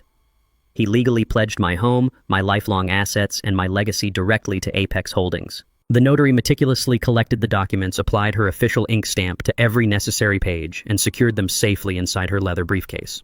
She shook Bradley's hand professionally and departed the estate, leaving him standing completely alone in the silent dining room. He let out a long, shuddering breath, wiping the cold sweat from his brow. He truly believed he had won the war. He believed he had successfully stolen my life to save his own. He firmly believed he had outsmarted the traditional banks, outmaneuvered the violent syndicate, and secured his highly lucrative municipal empire. He had absolutely no idea that he had just legally transferred everything he owned and everything he had ruthlessly stolen from me directly into my own waiting hands. The bait was completely swallowed. The hook was set deep into his jaw. Now the execution could finally begin. I watched from the darkened archway of the living room as Bradley stared at the empty space where the notary had just stood. He exhaled a long, shuddering breath, raking his trembling fingers through his hair. He walked over to the mahogany sideboard and poured himself another measure of scotch, raising the crystal tumbler in a silent, solitary toast to his own perceived brilliance. He had absolutely no comprehension of the catastrophic legal threshold he had just crossed. By physically signing that contract and transmitting the forged medical power of attorney to the digital escrow servers of Apex Holdings, Bradley had officially committed multiple counts of federal wire fraud. He had weaponized stolen identity across state lines to secure a commercial real estate transaction. It was a mandatory federal prison sentence wrapped in a corporate land deed. I turned my back on his private celebration and silently ascended the grand staircase. The physical toll of my performance was beginning to weigh heavily on my bones, but the sharp, icy clarity in my mind pushed the exhaustion aside. I entered my master suite and locked the heavy wooden door. I retrieved my secure burner phone from the lining of my leather armchair and dialed my attorney. Hayes answered instantly, the ambient noise of a busy downtown legal office humming in the background despite the late Sunday hour. Hayes confirmed that the digital execution of the contract was complete. The encrypted servers of Apex Holdings had officially received and registered the forged collateral documents. The lethal cross-collateralization clause was now legally binding. Bradley had unconditionally surrendered his personal bank accounts, his remaining corporate equity, and my entire residential estate as a non-refundable deposit for the riverfront commercial plot. I instructed Hayes to initiate the final sequence at precisely 7 o'clock on Monday morning. Apex Holdings would officially countersign the agreement, lock the deposited collateral into an impenetrable corporate trust, and simultaneously issue a catastrophic default notice based on the fraudulent nature of the provided capital. Bradley's entire financial existence would be legally vaporized 1 hour before his private equity creditors expected their payment. The trap was flawlessly constructed, but the physical reality of my immediate situation remained highly volatile. The corporate execution would trigger at 7, but the secure transport van from the Oak Ridge Assisted Living Facility was officially booked to arrive at my front door at exactly 8 o'clock. Bradley and Ebony genuinely believed they possessed the legal authority to physically drag me out of my own home and lock me inside a psychiatric ward. I had to orchestrate the collision of these two events perfectly. I needed to be standing in the grand foyer completely lucid and entirely in control when Bradley realized he was financially annihilated. I could not allow the transport van to remove me from the board before the hammer dropped. Sunday evening descended over the estate, casting long, mournful shadows across the manicured lawns. The sprawling house grew suffocatingly quiet. I opened my cedar closet and pulled out a worn vintage leather suitcase. I placed it squarely on the center of my bed and began the meticulous, humiliating process of packing away my life. I had to maintain the illusion of a defeated, broken man completely surrendering to his impending institutionalization. I deliberately left my bedroom door wide open, projecting my manufactured misery into the hallway. I moved with agonizing slowness, folding my trousers and wool sweaters with trembling hands. Every shuffling step was a calculated performance. I strategically packed the most crucial items first. I took the digital hard drive containing the expedited toxicology reports from the private laboratory and slipped it beneath the fabric lining of the suitcase. I retrieved the high-definition micro-audio recorder from beneath the living room sofa earlier that day, containing the crystal-clear audio of Bradley bribing Dr. Thorne for the fraudulent medical declaration. I tucked the device into the inner pocket of my packed tweed coat. I gathered the comprehensive financial dossiers provided by Vance detailing Bradley's massive debts to the Chicago crime syndicate and sealed them in a waterproof envelope. The physical evidence of their treachery was weaponized and ready for deployment. The soft, rhythmic tapping of high heels echoed against the hardwood floor of the corridor. Ebony stepped into the doorway of my master suite. She leaned casually against the wooden frame, holding a steaming mug of herbal tea. She wore expensive silk loungewear, projecting an image of absolute undisturbed comfort, while her father packed a bag for a psychiatric facility. She watched my trembling hands struggle to fold a simple cotton shirt. She did not step forward to assist me. She did not offer a single word of genuine comfort. She took a slow sip of her tea and sighed loudly. She told me in a sickly, sweet, manufactured tone that I was making the right decision by cooperating. She claimed that the Oak Ridge facility was a beautiful state-of-the-art campus designed specifically for people suffering from severe cognitive decline. She praised the medical staff and the landscaped gardens, speaking to me as if I were an ignorant, frightened child. She promised me with a perfectly bright and hollow smile that she and Bradley would come visit me every single weekend. She swore they would never abandon me. I stopped folding the shirt. I let my hands drop to my sides, intentionally ceasing the violent manufactured tremors for a fraction of a second. The sudden stillness in my body was subtle, but it shifted the heavy atmosphere of the room. I turned my head and looked directly across the bedroom at the woman I had raised from infancy. I searched her eyes for any lingering trace of the daughter who used to hold my hand, looking for even a microscopic fragment of guilt or hesitation. There was absolutely nothing. Her eyes were flat, dark, and utterly devoid of human empathy. I spoke to her in a quiet, measured voice, stripping away the wavering, weak tone I had utilized for the past month. I asked her directly if she truly believed she was doing the right thing. I asked her if she could look at me, her own father, and genuinely justify forcing me out of the home I had built for our family. Ebony did not flinch. She did not look away. The sickly sweet facade vanished entirely, replaced by a rigid mask of cold, calculating greed. She took another slow sip of her tea, her gaze sweeping over the expensive antique furniture of my master suite and the sprawling grounds visible through the bay window. She smiled. It was a terrifying, razor-sharp expression of absolute entitlement. She told me quite simply that the world belongs to the future, not the past. She stated with chilling calmness that a man my age with a failing mind and a trembling body had absolutely no practical use for millions of dollars or a sprawling, empty estate. She claimed that my wealth was stagnating, completely wasted on a ghost, while she and Bradley had actual lives to build and empires to expand. She looked me dead in the eye and declared that taking my assets was not a theft, but simply the natural, inevitable order of succession. She told me I should be grateful they were handling the transition so efficiently. She turned her back to me and walked out of the room, her heels clicking rhythmically down the hallway as she returned to the comfort of her stolen life. She had completely and voluntarily sealed her own fate. Any lingering microscopic shred of paternal hesitation inside my chest evaporated, entirely replaced by cold, solid iron. I looked down at the vintage leather suitcase resting on my bed. The transport van would arrive in 10 hours. The corporate execution would initiate in 9. I closed the heavy brass clasps of the luggage with a sharp, decisive snap. I was ready for Monday morning. The sun crested the horizon on Monday morning, piercing the heavy velvet curtains of my master suite with a sharp, unforgiving light. I stood before my full-length mirror and methodically dismantled the pathetic, trembling character I had inhabited for the past 30 days. I stripped away the frayed wool cardigan and the loose, ill-fitting trousers that had served as my shroud. I walked into the attached bathroom and washed my face with ice-cold water, scrubbing away the manufactured lethargy that I had allowed to pool in my eyes. I shaved with absolute precision, the straight razor gliding smoothly across my jawline without a single quiver in my wrist. I walked into my expansive walk-in closet and dressed with the meticulous, deliberate care of a corporate executioner preparing for a boardroom slaughter. I selected a bespoke navy suit crafted from heavy Italian wool, a crisp white poplin shirt, and a deep crimson silk tie. I polished my black leather Oxfords until they reflected the harsh morning light. I combed my silver hair flawlessly, securing every strand into place. I stood tall before the mirror, forcing my spine into absolute rigid alignment. I rolled my broad shoulders back and let the engineered weakness drain completely from my muscles and joints. I took a deep, expanding breath, feeling the full capacity of my lungs. I was no longer a dying, disoriented old man waiting passively for the end. I was Malcolm Hayes, the undisputed architect of a global logistics empire, and I was preparing to reclaim my sovereign territory. I checked the heavy gold chronograph on my wrist. It was exactly 7:30. The digital execution initiated by Hayes had already deployed silently through the international banking networks, quietly and efficiently vaporizing Bradley's entire financial existence. The physical confrontation in my foyer was now the only remaining variable in this equation. I walked out of my master suite and stepped into the grand hallway. I did not take the aluminum medical walker. I left it abandoned against the floral wallpaper, a discarded obsolete prop from a concluded theatrical production. My footsteps fell heavily and rhythmically against the polished hardwood of the grand staircase, projecting absolute, unyielding authority with every descending step. The vast estate was quiet, but it vibrated with the tense, frantic energy of an impending deadline. I walked past the silent dining room, the scene of my calculated humiliation just 2 nights prior, and entered the formal living room. I took my position in my favorite wingback leather armchair, deliberately positioning myself to face the grand foyer directly. I crossed my legs elegantly, the crease in my trousers perfectly sharp. I rested my forearms on the padded leather armrests. My fingers were entirely steady, resting flat against the upholstery, devoid of even a microscopic tremor.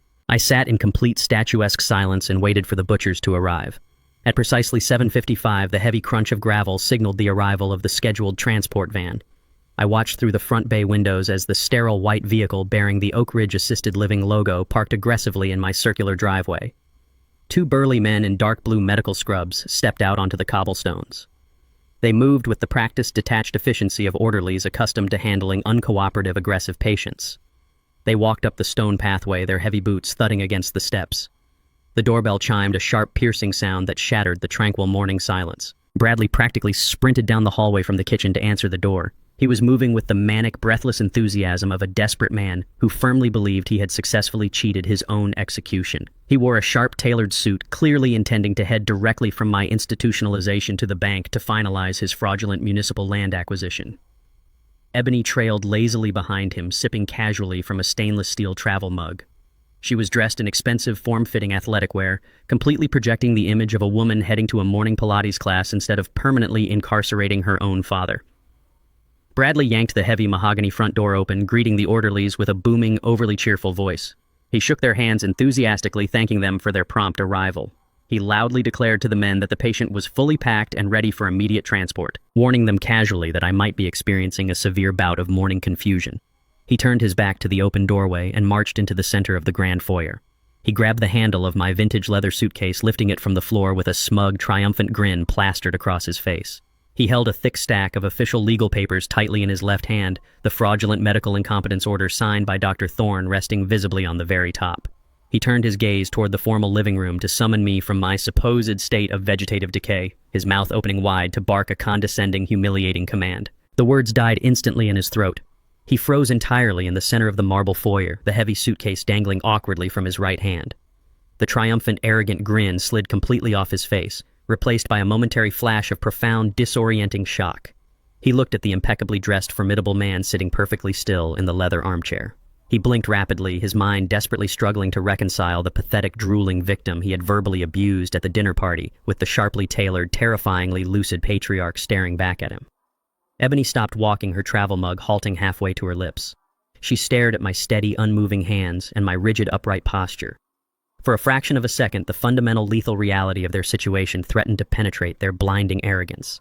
They saw the ghost of the man who had built an empire looking at them with calculating, predatory eyes. But Bradley was too desperate, too heavily and financially invested in his own survival narrative to accept the visual evidence presenting itself right in front of him. He violently shook his head forcibly, resetting his arrogant, dismissive facade. He took a heavy, aggressive step forward into the living room, gripping the handle of my suitcase tightly. He spoke in a loud, patronizing tone, treating my physical transformation as nothing more than a temporary adrenaline-fueled burst of senile defiance. He ordered me to stop playing dress-up and making things difficult for everyone. He announced clearly that the transport team was waiting outside on the porch, and that it was time to leave for the medical facility without causing a scene. I did not move a single muscle. I did not break eye contact. I spoke with a deep, resonant baritone, a voice that had commanded executive boardrooms and negotiated ruthless corporate acquisitions for 4 decades. I commanded him to drop the suitcase immediately. I stated with absolute, unwavering clarity that I was not stepping foot outside of my home. Bradley let out a sharp, incredulous laugh. The harsh sound echoed violently against the high ceilings of the living room. He waved the fraudulent stamped court order directly in my face, the heavy legal paper crinkling aggressively in the quiet space. He sneered, declaring loudly that an incompetent old man no longer had a choice or a voice in this house. He dropped the heavy leather suitcase onto the hardwood floor and lunged forward, grabbing my upper arm with a violent, crushing grip to physically drag me out the door. Bradley's fingers dug violently into the fabric of my wool suit jacket, his heavy knuckles biting sharply into my bicep. He expected me to crumble instantly under his physical dominance. He anchored his feet against the polished marble floor of the foyer and yanked my arm, throwing his entire body weight backward toward the open front door to forcibly drag me out of my own house. I planted my leather Oxfords firmly against the hardwood threshold. I locked my shoulder joints, braced my core, and hardened my spine into absolute iron. Bradley jerked backward with all his might, but I did not move a single inch. The sudden, entirely unexpected physical resistance threw him completely off balance. He stumbled awkwardly, his expensive Italian loafers sliding across the slick marble. He released my arm and looked down at his own hands, his face contorting with profound, disorienting confusion. The frail, trembling, broken invalid he had systematically abused and poisoned for the past month was suddenly a concrete pillar standing immovable in the center of the hallway. I stared directly into his panicked, wide eyes. I stepped forward, closing the distance between us, radiating the absolute, unyielding authority I had carefully suppressed for weeks. Ebony dropped her stainless steel travel mug. The heavy metal clattered loudly against the floor, splashing hot herbal tea across the expensive Persian rugs. She backed away toward the grand staircase, her hands rising to her mouth as she finally recognized the terrifying, inescapable reality standing in her foyer. I was not dying. My mind was not failing. I was completely in charge, and they had walked blindly into an execution chamber. Before Bradley could find the breath to utter another arrogant command, the heavy mahogany front doors swung violently open. They hit the interior walls with a thunderous cracking impact that shook the glass chandeliers. The 2 medical orderlies waiting on the porch were shoved roughly and aggressively aside.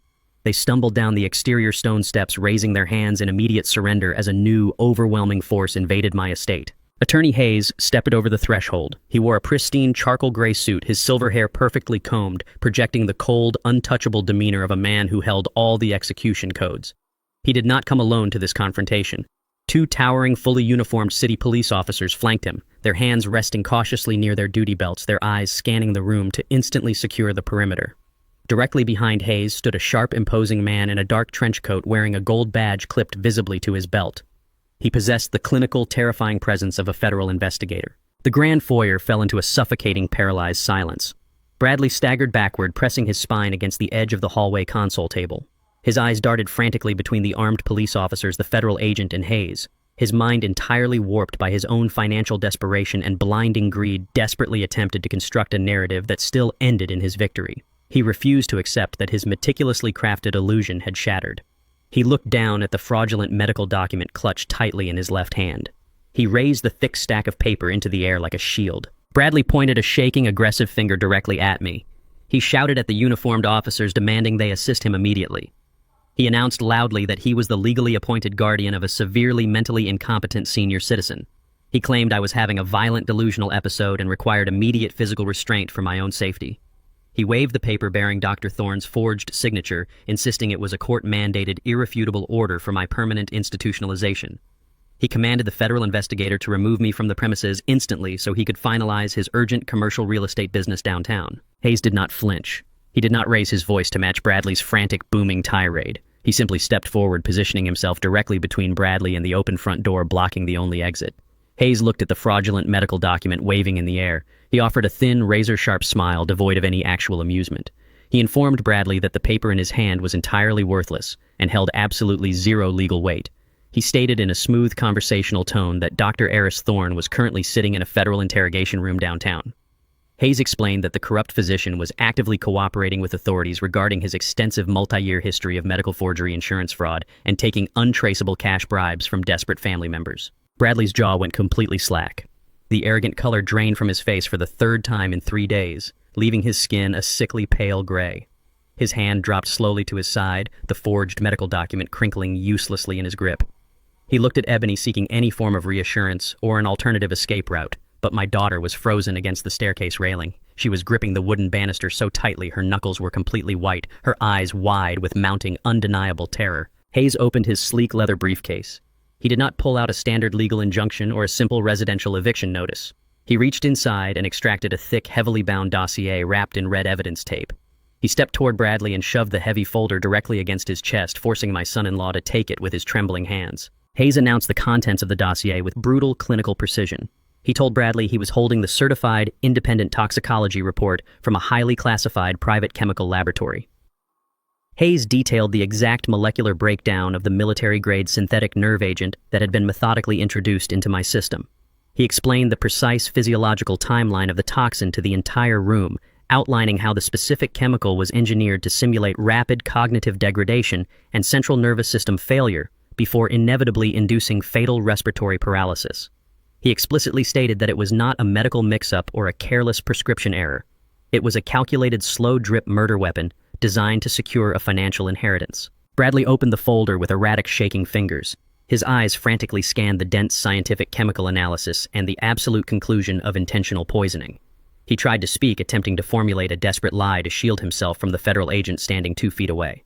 He stammered that he knew absolutely nothing about any synthetic toxins or nerve agents. He claimed I was simply a bitter, vindictive old man making up insane conspiracy theories to ruin his professional development career. He pointed at Ebony, his voice cracking, and tried to blame the entire medical routine on her daily caretaking. Hayes reached into his briefcase a second time. He pulled out a thick stack of 8x10 high-definition glossy photographs. He threw them onto the polished marble floor directly at Bradley's feet. The heavy photographs scattered across the foyer, sliding over the wet tea spilled by Ebony, forcing both of the predators to look down at their own damning reflections. The images were perfectly clear, captured by the motion-activated, undetectable hidden cameras I had meticulously installed in the kitchen and the living room weeks ago. The first photograph showed Ebony standing over my morning coffee mug, her hand holding the small, unmistakable brown vial. The subsequent sequenced frames showed her carefully counting the lethal transparent drops as they fell directly into my beverage.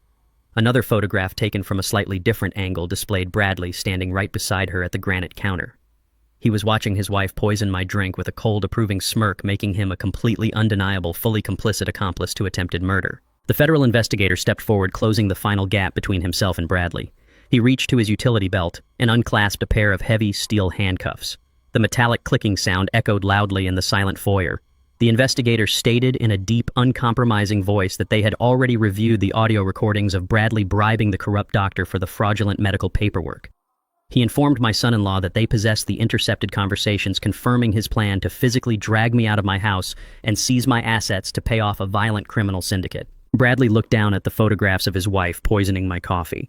He looked at the toxicology report detailing his murderous methodology.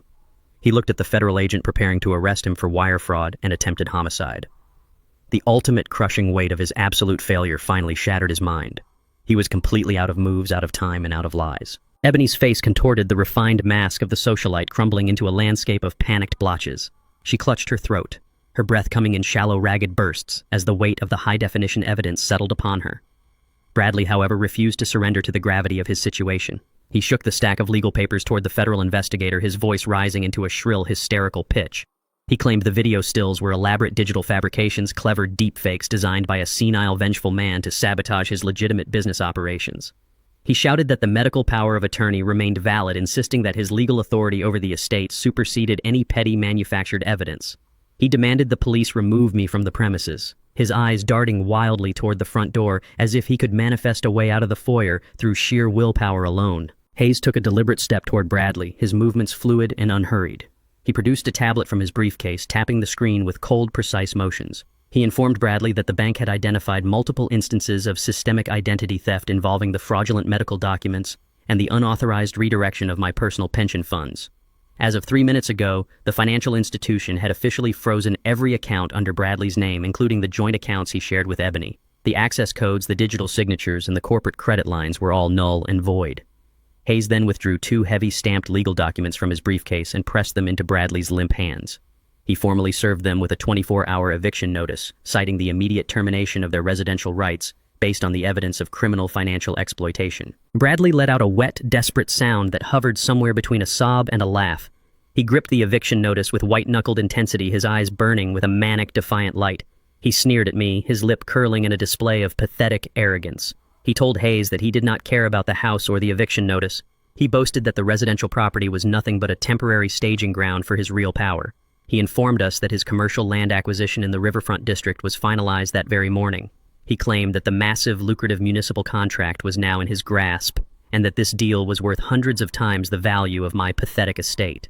Bradley puffed out his chest, framing himself as the victim of a petty, vindictive game. He declared that he would simply use the imminent profits from the riverfront development to buy me out of my own life, crush me in civil court, and leave me destitute in the gutter where I belonged. I stood up slowly from the leather armchair. My movements were fluid and powerful, devoid of any simulated tremors or labored breathing. I stood to my full commanding height, my shoulders square, my presence filling the room with the crushing weight of decades of corporate dominance. I walked toward Bradley, my pace steady and purposeful. I retrieved a single heavy vellum document from my breast pocket. I held it out toward him, the paper crisp and clean in the morning light. It was the final corporate incorporation filing for Apex Holdings. Bradley looked at the document, his brow furrowing in confusion, his breathing slowing as he attempted to process the implications of my sudden, terrifying vitality. I stood inches from him, my voice dropping to a low, lethal whisper. I told him he had spent the last month chasing a phantom, a shadow corporation designed specifically to dismantle his pathetic existence. I revealed that I was not a client of Apex Holdings. I was the sole founder, the primary benefactor, and the absolute owner of every legal entity under that corporate umbrella. I looked him in the eye as the realization began to bloom in his horrified mind. I told him clearly that I had personally reviewed the contract he signed on Sunday afternoon, and that I had exercised my right of refusal at precisely 8 o'clock this morning. The deal was dead.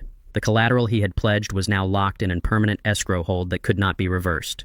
He was not a developer on the verge of a breakthrough. He was a man with 0 assets, 0 credit, and a mountain of federal charges mounting against his name. Bradley was, for all intents and purposes, entirely and irrevocably bankrupt. His knees buckled and he dropped the eviction notice onto the marble floor. The arrogance that had fueled his betrayal vanished, replaced by the hollow, vacant look of a man who realized he had been playing a grandmaster at a game he never understood. I did not give him time to recover. I gestured toward the bay window facing the circular driveway. 3 matte black SUVs with tinted windows surged into the driveway, their tires skidding across the gravel with an aggressive industrial sound. The heavy doors swung open in unison, and 4 men dressed in sharp, tactical business attire stepped out. They were the muscle from the private equity firm Bradley had been trying to outrun for months. They did not come with lawyers or contracts. They came to collect the debt that Bradley had foolishly guaranteed with his own life. Bradley watched through the glass, his lips moving soundlessly as he realized his physical escape route had been permanently severed. He turned back to me, but I was already looking past him at Ebony. She had slid to the floor, clutching her head in her hands. The trap was complete, the unmasking was total, and the long-awaited price for their treachery was finally being paid in full. Bradley stared at the scattered photographs on the marble floor, his chest heaving as the reality of his criminal exposure collided with the presence of federal law enforcement. Yet the human mind, when cornered by absolute destruction, will often construct a frantic, delusional bridge to survival.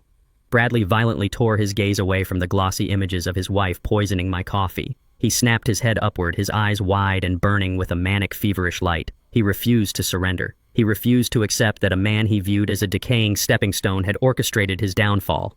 He straightened his spine, adjusting the lapels of his expensive bespoke suit, and plastered a sneer of pure, desperate arrogance across his pale face. He turned his attention from the federal investigator directly to me, pointing a trembling finger in my direction. He announced to the silent foyer that none of this theatrical display mattered. He claimed that the bank freezing his accounts was a temporary bureaucratic error, a minor inconvenience that his corporate lawyers would resolve before lunch. He laughed a harsh, jagged sound that echoed off the high ceilings and boasted that he did not care about the 24-hour eviction notice. He declared loudly that this sprawling estate was nothing more than an outdated, archaic tomb, and that he had outgrown it the moment he finalized his commercial land acquisition. He practically vibrated with aggressive confidence as he explained his masterstroke to the armed officers and Attorney Hayes. He told them that his development firm had secured the most lucrative municipal riverfront contract in the history of the city, He proudly proclaimed that he had successfully purchased the necessary commercial plot from Apex Holdings just yesterday afternoon, and that the transaction was currently closing at this very moment. Bradley paced a tight circle in the center of the foyer, fueled entirely by the adrenaline of his impending fabricated wealth. He threatened me with absolute financial ruin. He promised that the profits from the Apex Holdings development would yield hundreds of millions of dollars. He swore he would use that limitless capital to hire an army of the most vicious defense attorneys in the country. He boasted that he would bury the federal charges in endless litigation, crush me in civil court for defamation, and leave me entirely destitute. He looked at Ebony, who remained frozen against the staircase railing, and commanded her to stop crying. He assured her that they were walking out of this house today as absolute titans of industry, untouchable by local police or private investigators. He firmly believed his fabricated empire was an impenetrable shield. I sat in my leather armchair, allowing his frantic, desperate monologue to echo through the expansive room. I absorbed every single word of his arrogant boasting, feeling the cold, solid iron of my absolute victory settling perfectly in my chest. The federal investigator glanced at me, raising an eyebrow in silent question, waiting for my signal to proceed with the physical arrest. I offered the agent a microscopic nod, asking for a brief final moment to complete the execution. I placed my hands flat against the padded leather armrests. I did not push myself up with trembling, hesitant weakness. I did not rely on the momentum of my upper body to compensate for failing joints. I rose to my feet with fluid, predatory grace. I stood to my full commanding height, my shoulders squared and my spine locked into perfect, rigid alignment. The bespoke navy wool suit draped flawlessly over my frame, no longer hanging loosely like a shroud, but fitting like custom armor. The engineered lethargy vanished from my face, replaced by the sharp, terrifying clarity of a corporate warlord reclaiming his sovereign territory. Bradley stopped pacing instantly. His mouth hung slightly open. The manic energy fueling his tirade evaporated as he watched me walk out of the formal living room and step onto the marble floor of the foyer. My footsteps were heavy, measured, and completely devoid of the shuffling hesitation he had grown accustomed to over the past month. I walked directly toward him, closing the distance until I was standing less than 2 feet away.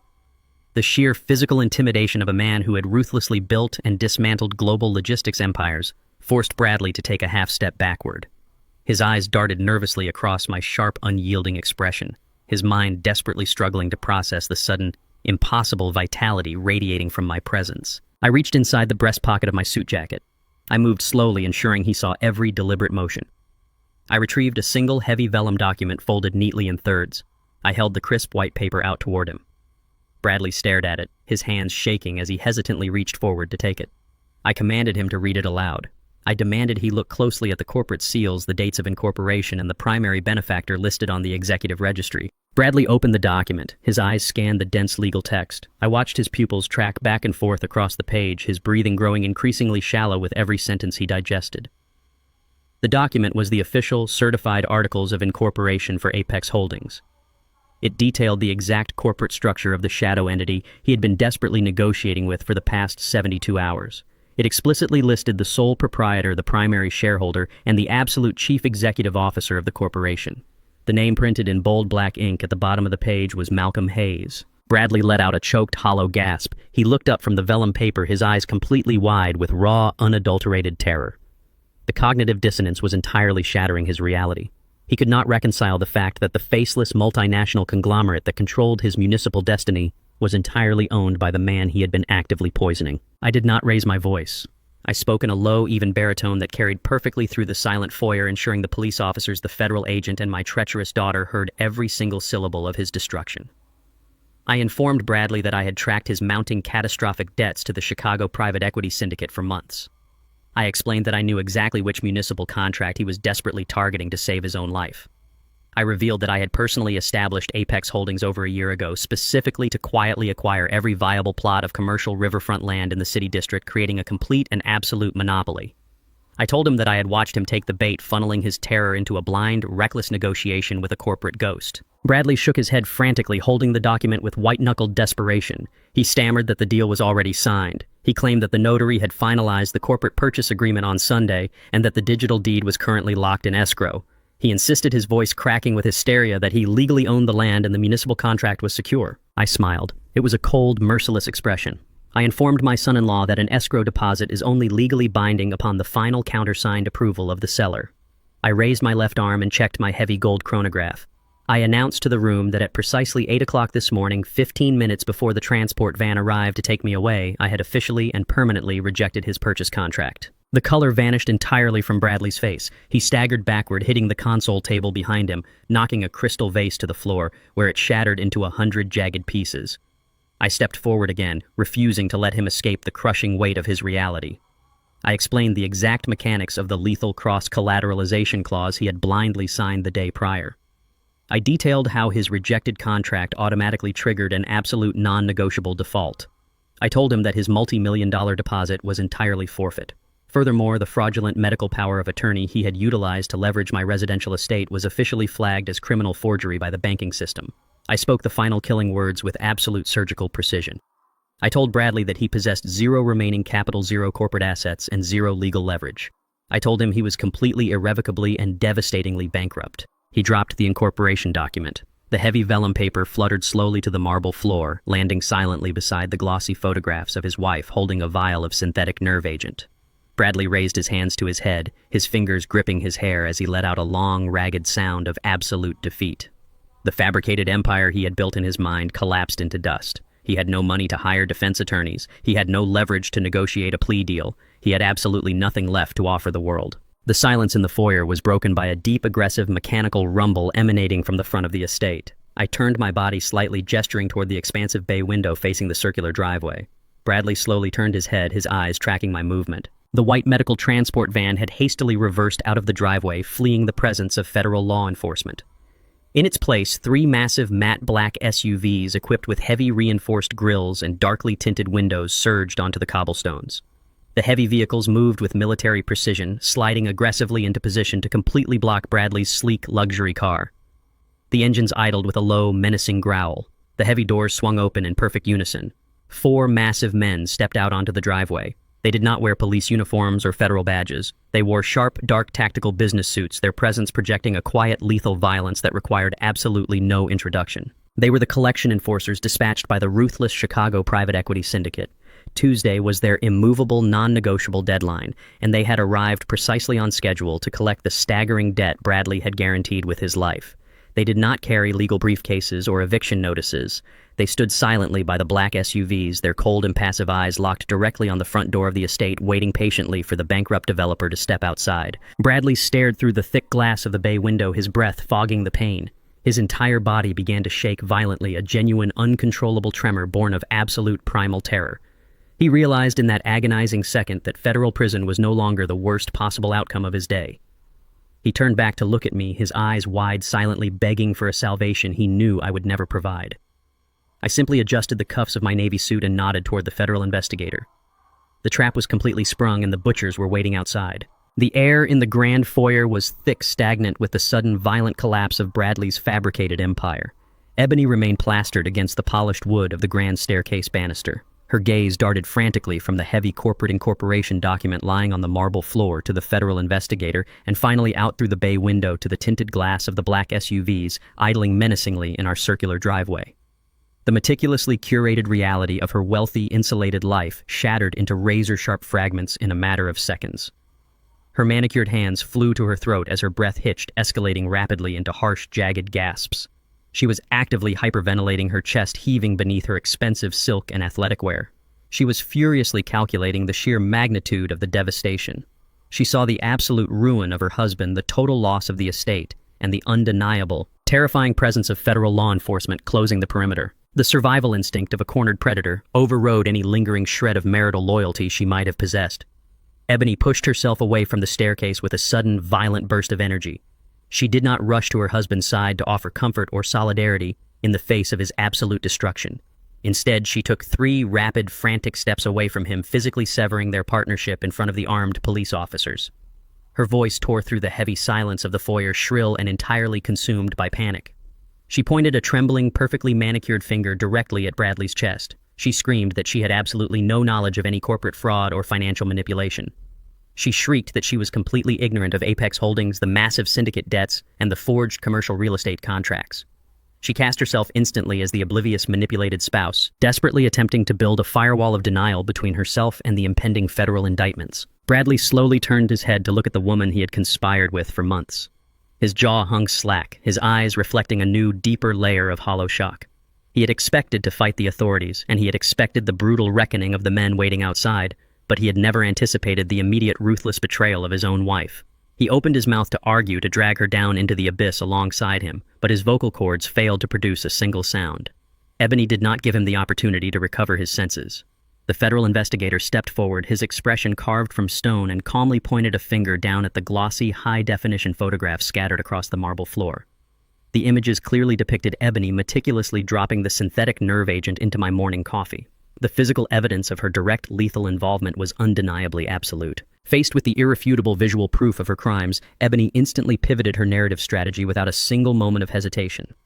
She dropped to her knees, sinking onto the cold marble right beside the spilled herbal tea and the damning photographs. She tilted her head up toward the federal agent, squeezing her eyes tightly shut to force a stream of manufactured tears down her cheeks.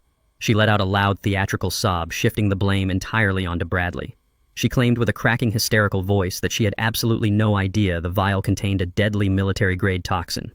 She spun a frantic lie, insisting that Bradley had told her it was simply a concentrated liquid sedative designed to keep my severe anxiety manageable during my supposed cognitive decline.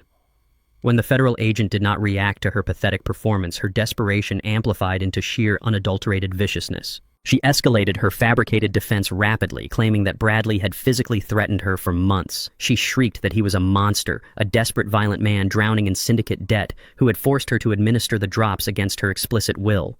She clasped her hands together in a posture of desperate pleading, directing her entire performance toward the federal investigator while completely ignoring my presence in the room. She offered the ultimate marital betrayal in exchange for her own salvation. She loudly declared her willingness to cooperate entirely with the federal government. She promised to turn state's evidence offering to testify against Bradley in open court, lay bare his entire fraudulent corporate structure, and detail his illicit dealings with the Chicago private equity firm. She begged for complete legal immunity, throwing the man she had sworn to love directly to the wolves to save her own skin. I stood completely still on the edge of the foyer, watching the woman I had raised degrade herself on the marble floor. I felt absolutely no pity, no paternal sorrow, and no desire whatsoever to intervene on her behalf. Her display of pure, unfiltered selfishness was the final confirmation of her absolute moral bankruptcy. I allowed her to spin her desperate web of lies for exactly 2 minutes, letting her firmly commit to her fabricated narrative of victimhood and coercion. I wanted the law enforcement officers to witness the full extent of her treachery before I annihilated it. Then I decided to permanently terminate the performance. I took a deliberate, heavy step forward, the sharp sound of my leather Oxford striking the marble, instantly slicing through her hysterical sobbing. My physical presence demanded absolute silence, and the foyer complied immediately. Ebony stopped crying mid-sob, looking up at me with wide, terrified eyes. I reached into the interior pocket of my tailored navy suit jacket. My fingers closed around the cold metallic casing of the high-definition digital audio recorder I had retrieved from beneath the living room sofa earlier that morning. I pulled the device out and held it up for the federal investigator to see. I did not raise my voice. I spoke with the icy, unwavering precision of a judge delivering a final, unappealable verdict. I informed the investigator that the device in my hand contained dozens of hours of crystal-clear, unedited audio surveillance recorded directly inside the primary living spaces of this estate. I looked directly down at Ebony kneeling on the floor. I pressed the central playback button on the small device. The pristine audio recording filled the quiet, expansive foyer. It was not the sound of a terrified wife being threatened or coerced by a violent husband. The small speakers emitted the sharp, unmistakable sound of Ebony laughing. It was a cold, cruel, highly amused laugh. The recording captured her voice, echoing in the kitchen, casually joking with Bradley about my impending demise. The audio clearly reproduced her precise words as she calculated the exact timeline of my death, brutally mocking my simulated tremors, and eagerly discussing the impending liquidation of my estate to fund their lavish lifestyle. There was absolutely no fear in her recorded voice, only absolute venomous greed and enthusiastic complicity in a premeditated murder. The recorded laughter hung in the air like toxic smoke, instantly vaporizing every single lie Ebony had just screamed at the authorities. Her fabricated victimhood was completely obliterated by the sound of her own voice. She stared at the digital recorder in my hand, her mouth opening and closing soundlessly. The manufactured tears dried instantly on her pale cheeks, leaving behind a mask of absolute hollow horror. She realized with crushing finality that there was no escape, no immunity deal to be struck, and no narrative that could possibly save her from federal prison. She had actively participated in the meticulous planning of my murder, and she had just listened to the undeniable proof of her own guilt. I calmly handed the digital audio recorder directly to the federal investigator. The agent accepted the device with a curt professional nod, his eyes locking onto Ebony with a cold, unforgiving glare. He turned his head slightly and issued a sharp, monosyllabic command to the 2 uniformed police officers waiting by the shattered mahogany doors. The officers moved forward with synchronized tactical efficiency. One officer gripped Bradley by the shoulder, spinning him around and slamming him forcefully against the hallway console table to secure his wrists in heavy steel handcuffs. The second officer stepped deliberately over the scattered photographs, grabbed Ebony by the arms, and hauled her roughly to her feet. She did not struggle. The fight had been entirely drained from her body. The sharp metallic click of the restraints ratcheting closed around her wrists echoed through the foyer, signaling the absolute permanent end of her reign of treachery. I stood in the center of my reclaimed home, my posture flawless and my mind exceptionally clear, watching the relentless machinery of justice physically dismantle the parasites who had tried to steal my life. The metallic snap of the heavy steel handcuffs echoed with absolute finality through the grand foyer. The uniformed police officer tightened the restraints around Ebony's wrists, pinning her arms sharply behind her back. The sudden physical restriction shattered the last remaining fragments of her arrogant facade. Her knees instantly buckled beneath her. She did not merely sink to the polished marble floor. She collapsed entirely, the expensive silk of her loungewear pooling around her as she fell heavily at my feet. The federal investigator stepped back, crossing his arms over his chest, allowing the room to secure itself while keeping a vigilant watch over his newly acquired prisoners. Ebony looked up at me from the cold stone. Her face was completely stripped of the calculated, toxic confidence she had wielded for the past month. Real, unadulterated panic distorted her features. She realized that her meticulously constructed world of immense wealth, high social status, and total impunity was completely dissolved.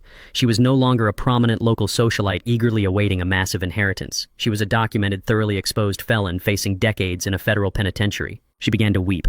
The sound was raw, guttural, and utterly pathetic. She practically crawled forward on her knees, dragging her restrained body across the polished marble until she was mere inches from my leather Oxfords. She looked up, dark tears of ruined makeup streaking down her pale cheeks, and deployed her final desperate weapon. She invoked the sacred biological bond of blood. She pleaded with me, her voice a frantic, breathless whine that bounced off the high ceilings of the foyer. She frantically reminded me that she was my only child, the sole living continuation of my direct lineage. She begged for immediate mercy, insisting vehemently that a loving father could not possibly stand by and watch his own flesh and blood be dragged away to rot in a concrete cell. She promised she would sign over all her marital assets, forfeit any future claims to the estate, and disappear entirely from my life if I simply instructed the federal agents to drop the charges. When my expression remained entirely frozen, a mask of absolute unyielding stone, she escalated her emotional warfare. She invoked the memory of my late wife. Ebony sobbed heavily, violently, thrashing her shoulders against the officer's grip, screaming that her mother would be absolutely disgusted by my sheer cruelty. She claimed that I was directly dishonoring her mother's legacy by abandoning her only daughter to the merciless gears of the legal system. She wielded the memory of the woman I loved in a pathetic attempt to manipulate my conscience, demanding that I grant her clemency in the name of our shattered family. I looked down at her kneeling figure. I did not feel a single tremor of sorrow. The deep paternal instinct that had once governed my every executive decision, the instinct that had originally driven me to build a massive global logistics empire simply to ensure her future comfort, was completely dead. It had been systematically poisoned and brutally murdered by the very woman begging at my feet.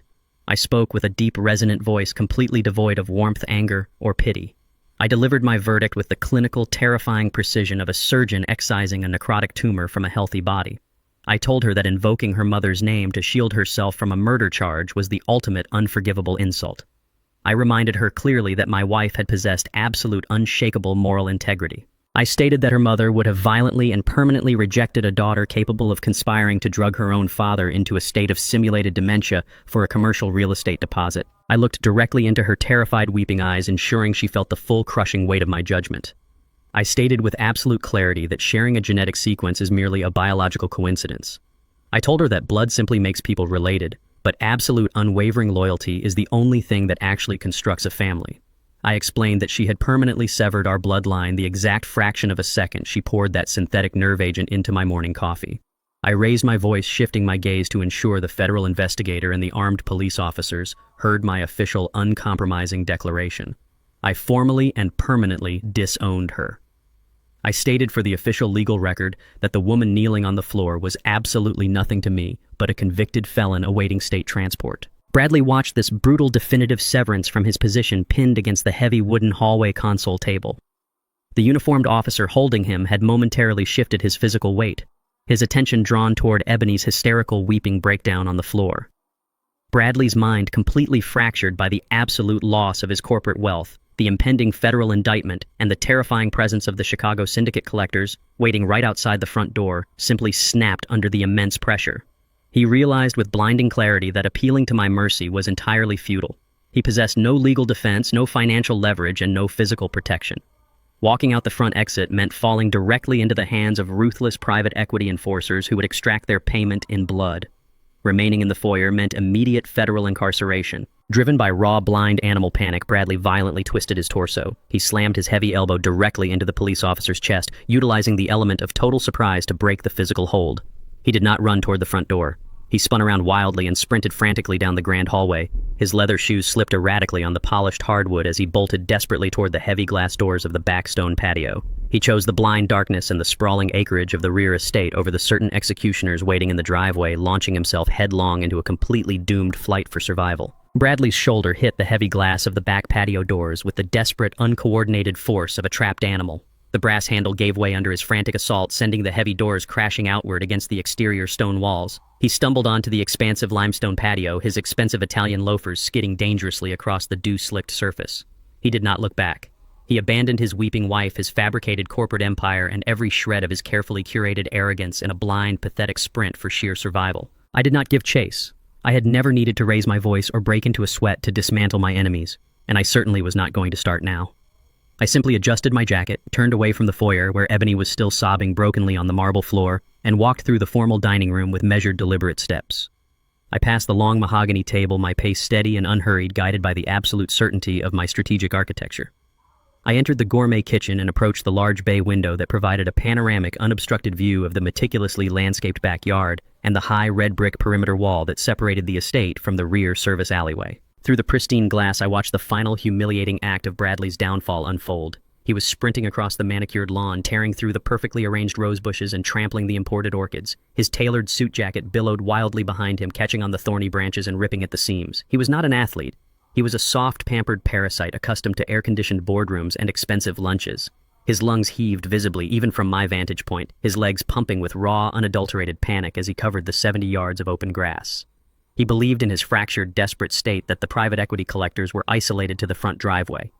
He convinced himself that the rear alleyway offered a dark, anonymous path to freedom, a temporary shadow where he could hide and plot his impossible resurgence. He reached the towering red brick perimeter wall. It stood 8 feet tall, designed specifically to ensure the absolute privacy and security of the estate. Bradley threw himself against the masonry, his perfectly manicured hands clawing desperately at the rough, unyielding brick. He scrambled upward, his custom loafers finding zero purchase on the smooth surface. He slipped, falling back onto the grass, his chest heaving, as the distant sounds of shouting police officers echoed from the interior of the house. Driven by the sheer terror of federal prison, he lunged at the wall a second time. He gripped the iron grating at the top, hauling his dead weight upward. The rusted metal bit into his palms, tearing the skin and leaving bloody smears across the brickwork. He threw his leg over the barricade, his expensive trousers tearing violently from the knee to the thigh. For a singular fleeting second, he perched atop the perimeter wall, looking down into the shadows of the alleyway, genuinely believing he had outsmarted both the federal government and the criminal syndicate. He dropped down on the other side, disappearing from the immediate view of the lawn, landing heavily on the broken asphalt of the service alley. But I did not need to see through the brick to know exactly what was waiting for him. I stood perfectly still by the kitchen sink, my hands resting lightly on the cool granite countertop, waiting for the inevitable culmination of my trap. Bradley's landing was harsh. I could hear the sharp intake of his breath carrying over the perimeter wall. He dusted off his ruined suit, his chest heaving, his eyes darting toward the streetlights at the far end of the narrow corridor. He took exactly one step forward before a massive dark figure stepped out from the shadows of a recessed garage door. Then another figure emerged from the opposite side, blocking the exit toward the main avenue.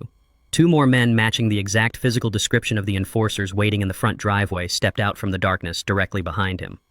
The Chicago private equity syndicate did not leave loose ends. They were professionals who specialized in hunting men who believed they could outrun their debts. They had secured the entire perimeter of the estate the moment they arrived. Bradley froze, surrounded entirely by the violent consequences of his own boundless greed. The 4 massive collectors closed the circle around him in absolute silence. They did not shout. They did not demand explanations or offer renegotiation terms. They simply cracked their knuckles, stepping forward in the dim alleyway light to extract the millions of dollars Bradley had stolen from them, preparing to take their payment in shattered bone and blood. Bradley raised his bloody hands, backing up until his spine hit the rough brick of my perimeter wall. He opened his mouth to beg exactly as his wife had done mere moments ago in my foyer, offering them fraudulent deeds and non-existent corporate shares. Before the lead enforcer could land the first devastating blow, the heavy iron service gate at the side of the property swung violently open.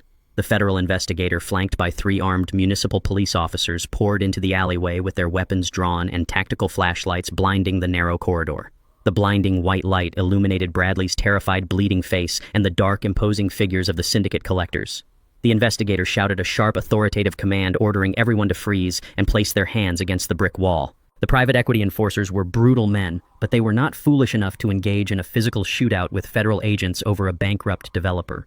They slowly raised their hands, taking deliberate steps backward, melting seamlessly back into the shadows of the alleyway, yielding their prey to the superior force of the law. They knew their money was gone, and they knew Bradley was no longer worth the cost of a federal assault charge. The police officers did not hesitate. They surged forward, grabbing Bradley by his torn suit jacket. They spun him around with brutal, uncompromising force, slamming him face first against the cold brick wall. The impact knocked the remaining breath from his lungs. The officer kicked Bradley's legs apart, patting him down aggressively before wrestling his arms behind his back. The sharp, heavy metallic snap of the steel handcuffs locking around his wrists echoed through the alley, matching the identical sound that had just sealed his wife's fate inside my home. Bradley was hauled violently backward. His knees buckled, but the officers dragged him upright, half carrying and half marching him toward a waiting patrol car that had just aggressively blocked the mouth of the alley. The red and blue emergency lights washed over the brick walls in frantic, strobing flashes. As they shoved him toward the open back door of the cruiser, Bradley caught sight of me standing calmly in the illuminated frame of the kitchen window. His sheer terror instantly morphed into a toxic, hysterical rage. He thrashed against the officer's grip, twisting his neck to scream directly at the glass.